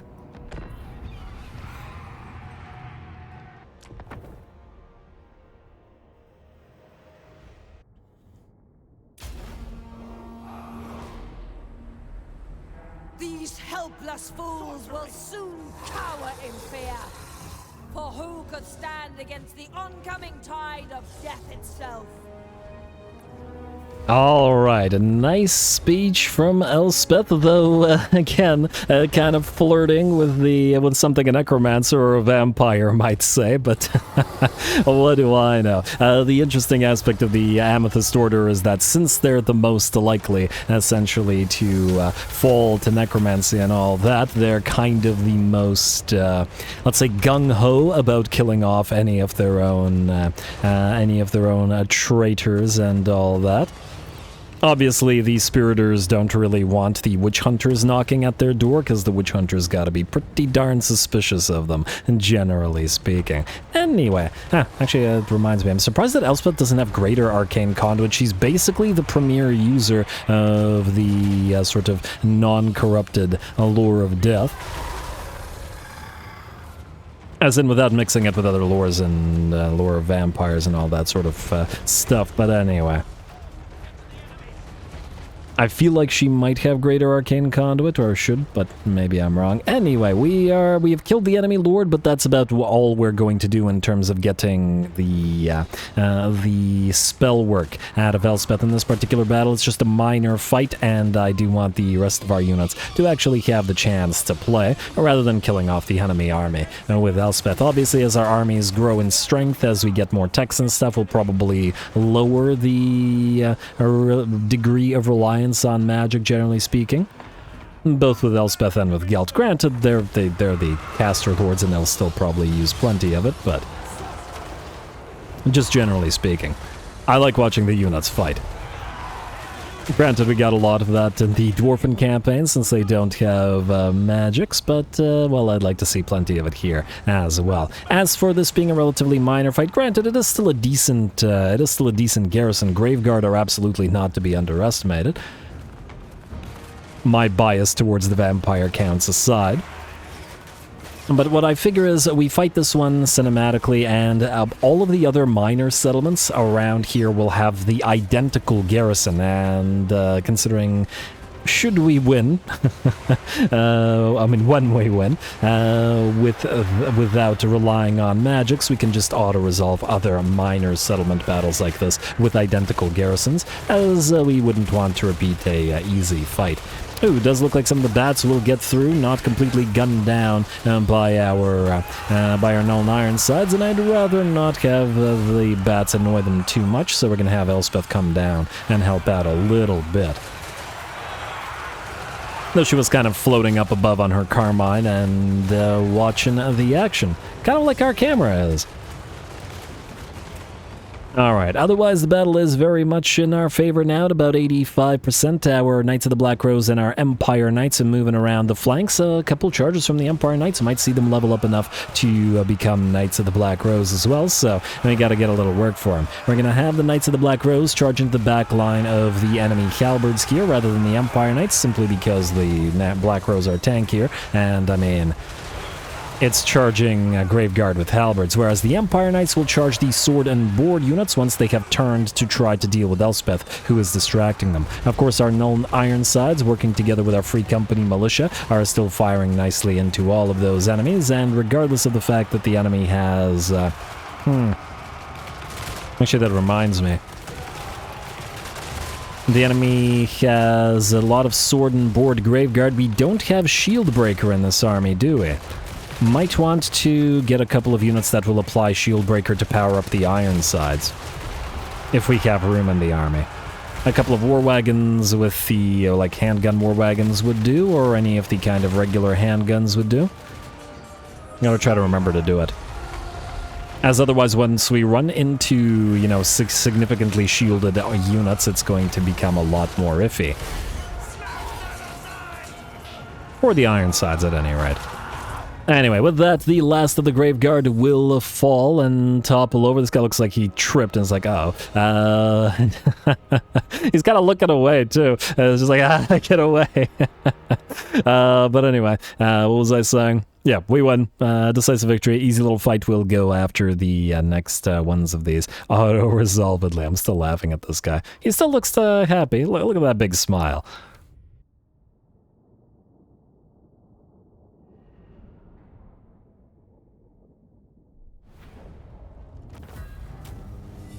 Alright, there we go. No problem, small fight, and without getting Elspeth massive amounts of kills and damage via too much spell work. That way we got the non-iron sides of fighting. And, ooh, I guess we could name one of them at least. Let's occupy the place. Just take it. There may be truths to uncover. Hey, there's a Hornow and a Horno. What does horn mean in German? But anyway, training, demolish, and collect. Yeah, that's going to be a problem. But anyway, I don't want to use the prestige just on this one province. We might use it in this province, but we shall see. I don't think we need defensive structures here, or at least I hope we don't. We will, however, at least temporarily need the tap room, but maybe we wait until we take Fort Brocker, as that will enable us to go for the... let's get that, though. Enable us to go for the commandment. Yes, alright. Let's name at least one of these iron sides. Farsights. And let's do you. Hagen's Marksman. Alrighty, good. Alright. At least for now. I think that's all we had to do, at least in terms of the moves and stuff this turn. Let's do building real quick, and then onward and upward. Marienburg, we are still ignoring for now. Keep up with that imperial taxation. Karlberg, you're fine. Tom, you are... oh, you're also an imperial taxation. You shall be building stuff next turn. Ooh, yes, you've reached rank 4. There's a bunch of stuff that we need. We need more wizards, we need more artillery, there's... a lot of stuff we need. You are good for at least one more turn there, South Bank / Altdorf. You are able to build up the Tailors Guild, and otherwise you're okay. And we can build more Tailors Guilds here for more money, but ignore the rest of this, especially the tap rooms, which will eventually be deleted, as they will not at that point serve any kind of purpose. In theory, we could replace all of the stuff in all these territories with growth for now, if we really wanted to. Or at the very least, if we have any spare money, we might do that. But it's not super critical. Anyway, town and clothier. In Zutzen or Nullen, you are good as you are by the looks of it. Aberheim. We're taking the Halflings to Aberheim. Let's get you up to Imperial Harbor. Let's go for the Tailors Guild. I'd like to keep the Gunnery School here for now, eventually to delete it, but for now it is serving its purpose. We will upgrade the Clothier. And I guess we can keep the livery for now. Eventually I think we'll delete it and replace it, but it's fine. At least for now. Tailors Guild and Tailors Guild, more money. Less control, but more money. We got one more turn. Okay, we're not going to bother switching your commandment, at least not now. You can go up to a town. We will also want to build the lumberyard, and we will need public order here. Oh, I just realized you need to be in Council of Burgomeisters. So we'll do somebody else. Upper Tuffel, you can upgrade your Tailors Guild, and then we will need a Tailors Guild here, I presume. We already have the Red Moon Inn, which gives us 4 control, much less than a regular tap room, interestingly enough. Not as popular a place, perhaps. Kiel, we will uncollect the income in. Word of Frost, we can ignore, at least for now. Glimdworo, you're in the same situation. Black Pit, we did want to get the paved roads there. It is adjacency. Yeah, I'm just gonna say don't bother switching. At least not right now, it's not worth it. Alright, there we go. That's all the money. We can skip, and we'll do diplomacy next turn. Let's see if anything interesting happens here. We're 1 turn away from Gelt, and from hopefully fighting these guys. Again, it depends on whether we can get a peace going with the Red High tribe, because otherwise Karl is just gonna have to sit here. On the bright side, with 2 turns remaining, Gautric and Felix as soon as we end the turn.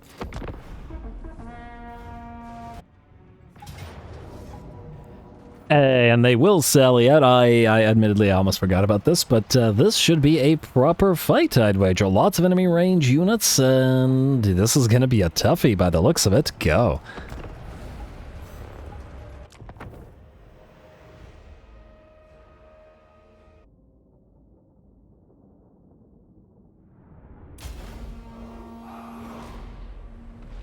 You are all consummate warriors of the Empire, and with my fearless knowledge, our victory is certain.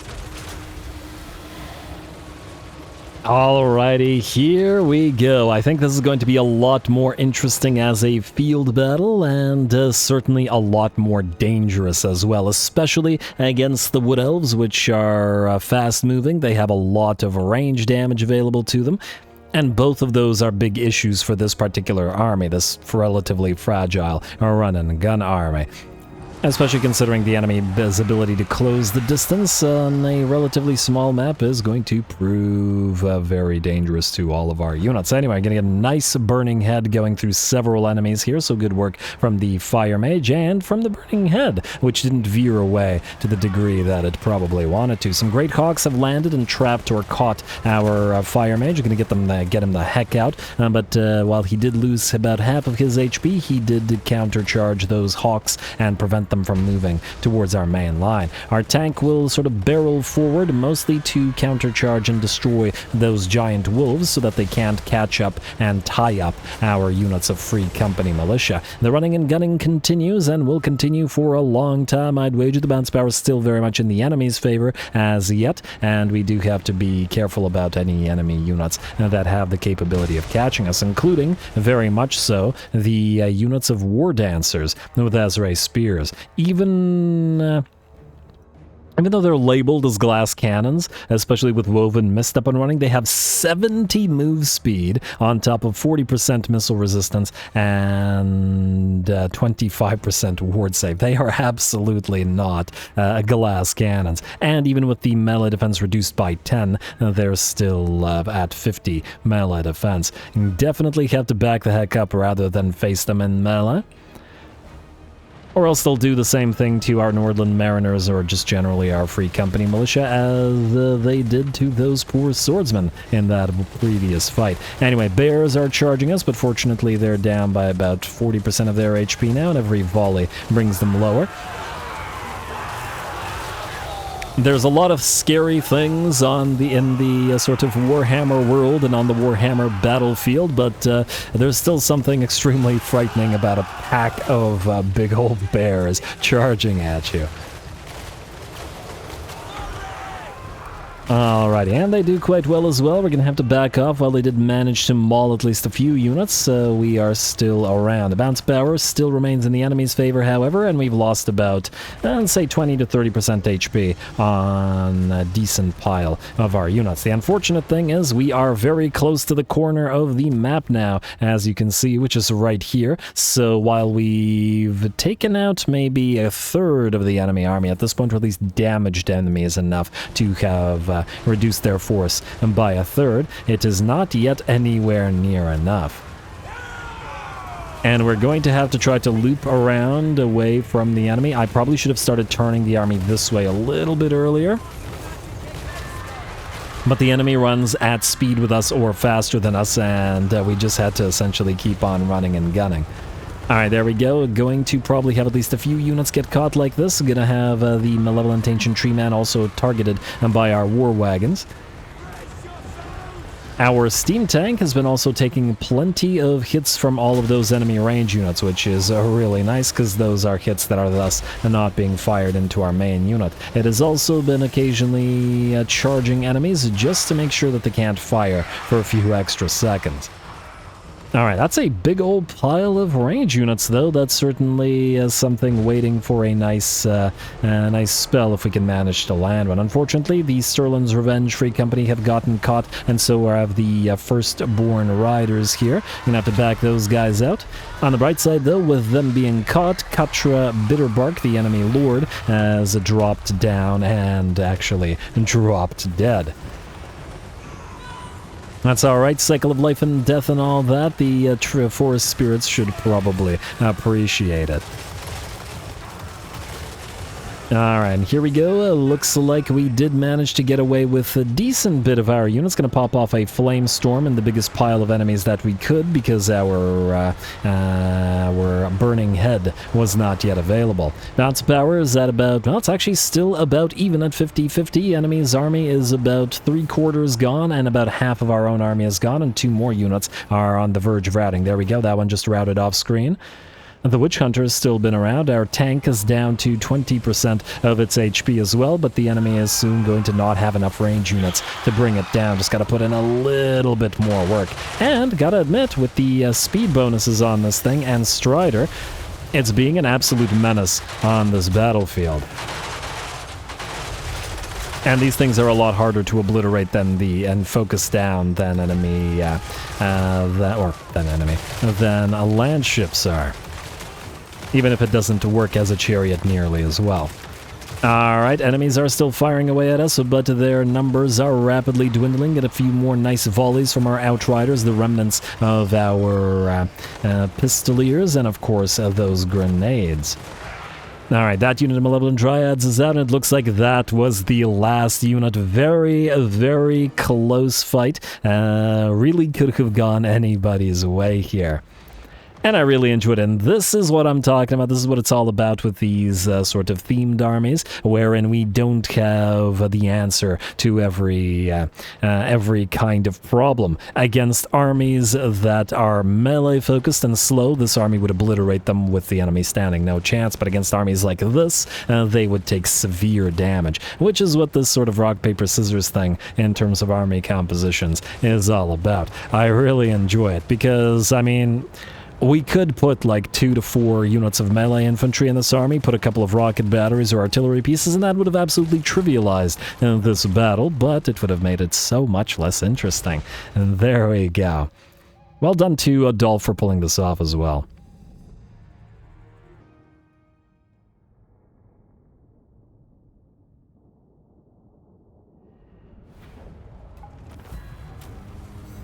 There we go, an absolutely fantastic fight for Mr. Dolph Hertwiggins, who's been running and gunning even against foes that, well, he has a major disadvantage against. This army is not supposed to fight a massive piles of fast movers or massive piles of range units, but it's still coming out ahead, and I love to see it. Free Company Militia all got fairly damaged. About half of our army, in fact, fled the battle, but we still managed to get 15k and 11k damage on the best damage dealers of those. 19, 21, 32, and 26k on the various war wagons. 16 and 18, and weirdly 6,000 damage on the Outriders, but this Outrider unit started badly damaged, which explains why it would have less damage dealt overall, and decent little bit of damage on the Pistoliers. 2 of them are going to be replaced eventually by Noble Sons Abroad, because we want the stagger shot to slow enemies further, but we'll get to that when we, when we have the additional capacity. I wanted the first Noble Sons Abroad to go to Karl. Anyway, we've got 3,000 damage on the Lord as well, which means he did do fairly well with that steam tank. Does work in this army, I admit. 11% is not that much healing. I wonder if the game will let us still, defeat this. I guess we're going to have to see. I'm going to take the money. Take what they have, then set them. Alright, what a nice fight. Anyway, Red Shield destroyed, Order of Lore Masters and Angren begin outpost construction. Good for them. Disciplinarian for Elspeth, and you've taken Nachtdorf, and are probably moving towards Essen, eh? Can we reach Essen before you? Probably not. He's gonna take it, isn't he? Well, it is what it is. If he does, then he does. Not much we can do about it right now. Gavin, you're going to proceed this way. Your army is now basically complete, minus the lack of the 2 Drakwold Riders, which we will replace the Empire Knights with. You can leave the army and then enter the army again. Like so, then at least the captains are beside each other. Otherwise, it bothers me. If we go here, can we raid for a turn? We can. Basically very little. Marches of Kuhan will get confederated. Not a bad thing, I suppose. Lewin's stronger, though I would have preferred if...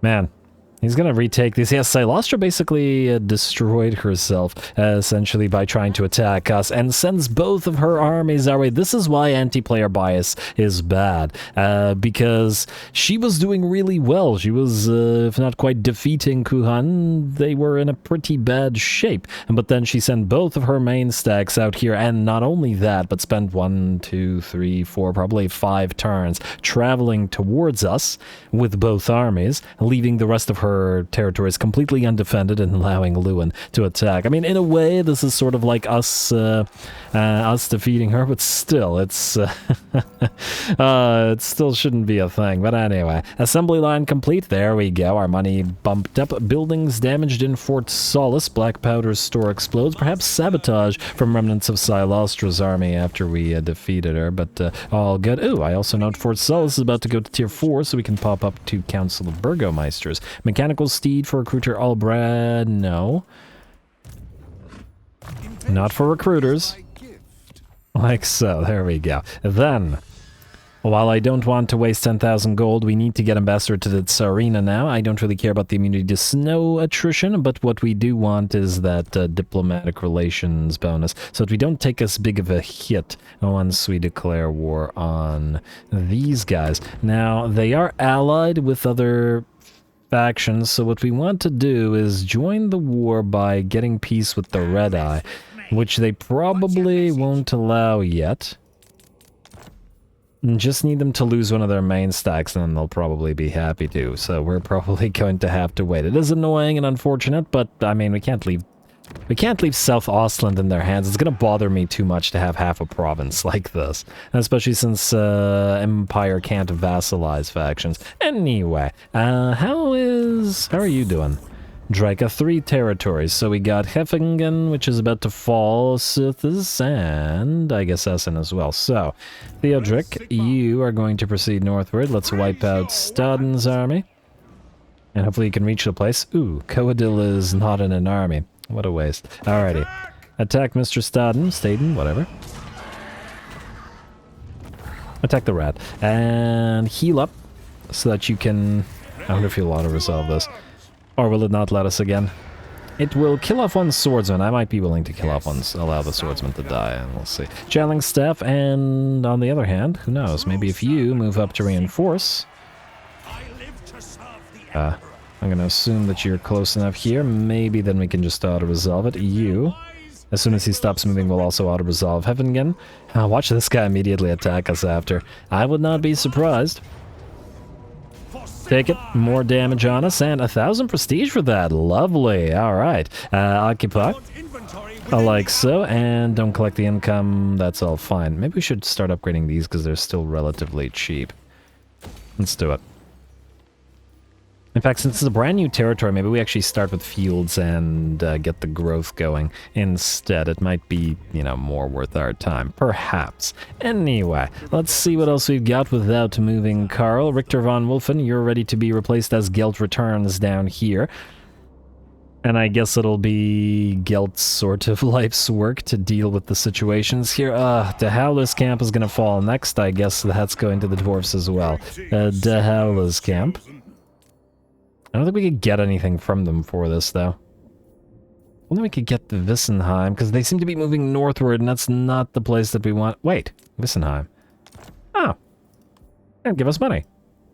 Though these guys might immediately attack us. Are we at war with Mordkin? I don't think we are. Alright, De Howler's camp or Wissenheim. Beautiful. Alright, now... yes, it's being raided, and yes, it's in bad shape, and yes, these guys might declare war on it, but it's in... I mean, it's a lot better. I would like to do 2 things. First of all, you will be replaced by Gelt, so we're going to take you out, and we're going to pop Gelt in. That's you. Lovely. Are you? Yes, I'm ready. Tempered Aura, and the most important thing is Will of the Patriarch. Hero action cost minus 50% for wizards, hero action success chance plus 10% for wizards, and hero recruit rank plus 4 for wizards. Power up them wizards. Enemy hero success chance, don't really care about it. We do care about new formulations and casualty or punishment rate. Obviously, Lore Master, Lore of Metal. He'll also want to max out Searing Doom and Gehennas. The other stuff isn't as critical, though. Hardened Blades, Weapon Strength for Melee Infantry versus Hardened Shots, Missile Strength for Gunnery Infantry. Oh, interesting. We're essentially going to have to choose between Missile or Melee Infantry.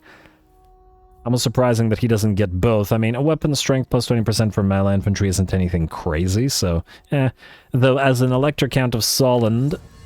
Assuming that we make him the Elector Count of Solend, which we admittedly probably will, he'll get reduction for both spears and crossbows. Now, and It is time. let me just want to check something. Rocket batteries are still not fire damage. Unlike fire rain rockets, yeah, they're still not fire damage. Because if they were fire, then we could use Stir River Patrol in his army to be a sort of a little bit more fire-centric, but apparently not the case. My potential. We don't have a lot of crossbow guys, but Stirland will have a crossbow-heavy army with the River Patrol, so it's not a big deal. The only thing that concerns me about Gelt's army is I don't want it to be similar to our artillerist army. Granted, it won't have single-target artillery. You know what, I'm going to wait on that until we figure out what we want to do with his army exactly.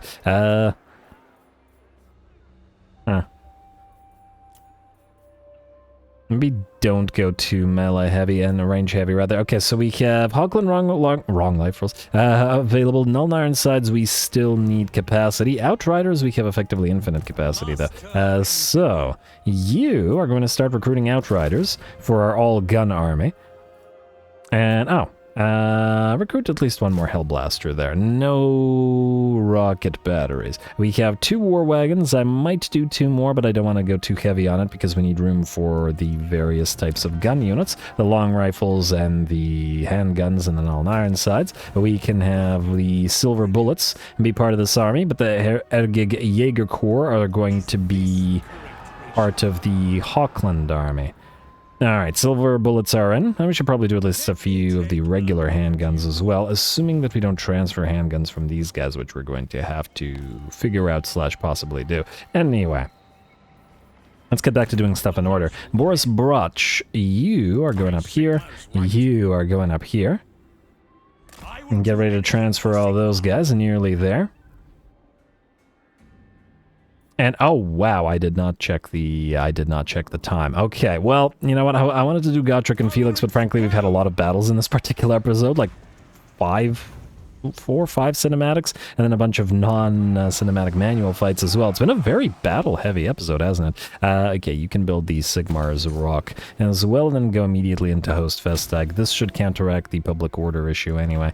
Anyway, I am then going to... Where the heck is Vlad? What is he doing? His empire is falling. Maybe he's just sitting at Dragon. Oh, right, he's still fighting all of those guys. Wow, they're kind of overrunning him, aren't they? And... Really? Really? This is why I wanted to replace the Free Company Militia in this army, because they are having issues. Militias. Let's see. Knights of the Black Rose, you guys have finally earned your levels. We kept you around. We could have had them replaced with Knights of the Black Rose, like, 15 turns ago when we were all the way back here, but I like the fact that they had to fight for it. You, Kurtzek, are going to deliver the first steam tank to Elspeth, and then the artillery to replace the Free Company, plus we've got, where's that? Oh yeah, this guy. You're going into this army as well. And then these guys will be replaced. Frankly, we could probably just auto-resolve and... How do you cross this river? Oh, there's no bridges across this, is there? Interesting. Oh, wow. Vlad, you better not be losing to this, even if you are fighting 2 of the vampire factions at the same time. I guess the 4th Vampire Wars were mostly vampire wars of, you know, vampires fighting each other. Alright, also I don't really care if these guys lose this territory. I also... Oh, right. Tech Thieves. You. Now you're at 67, which is a lot better, and you're at 67. Let's hope a couple of these succeed. Immediate critical failure. Yep. It's almost a tradition at this point. Well, what can you do? He'll be back in 6 turns. 6 turns. Yeah, that's so long. He is wounded for such a long time, but you know, until we get capacity, extra capacity of these guys, we just gotta use them as they are. And then maybe replace them with ones with bonuses. That's enemy hero success chance, darn. No horse for you. You have to earn the horse. Specialist, rather. And, ooh, Tollkeeper, yes. That should go into one of our... Okay, I'll do it later. One of our governor lords, or one of our recruiter lords. Did you succeed on that? You did. Steel Tech, good.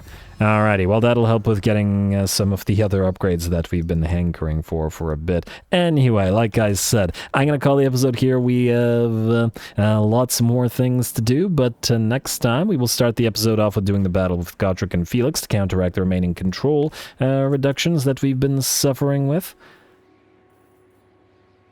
Especially in a few places, in a few of the newer places like Averheim. It has no bonus public order buildings, so frankly we should probably get rid of the barracks.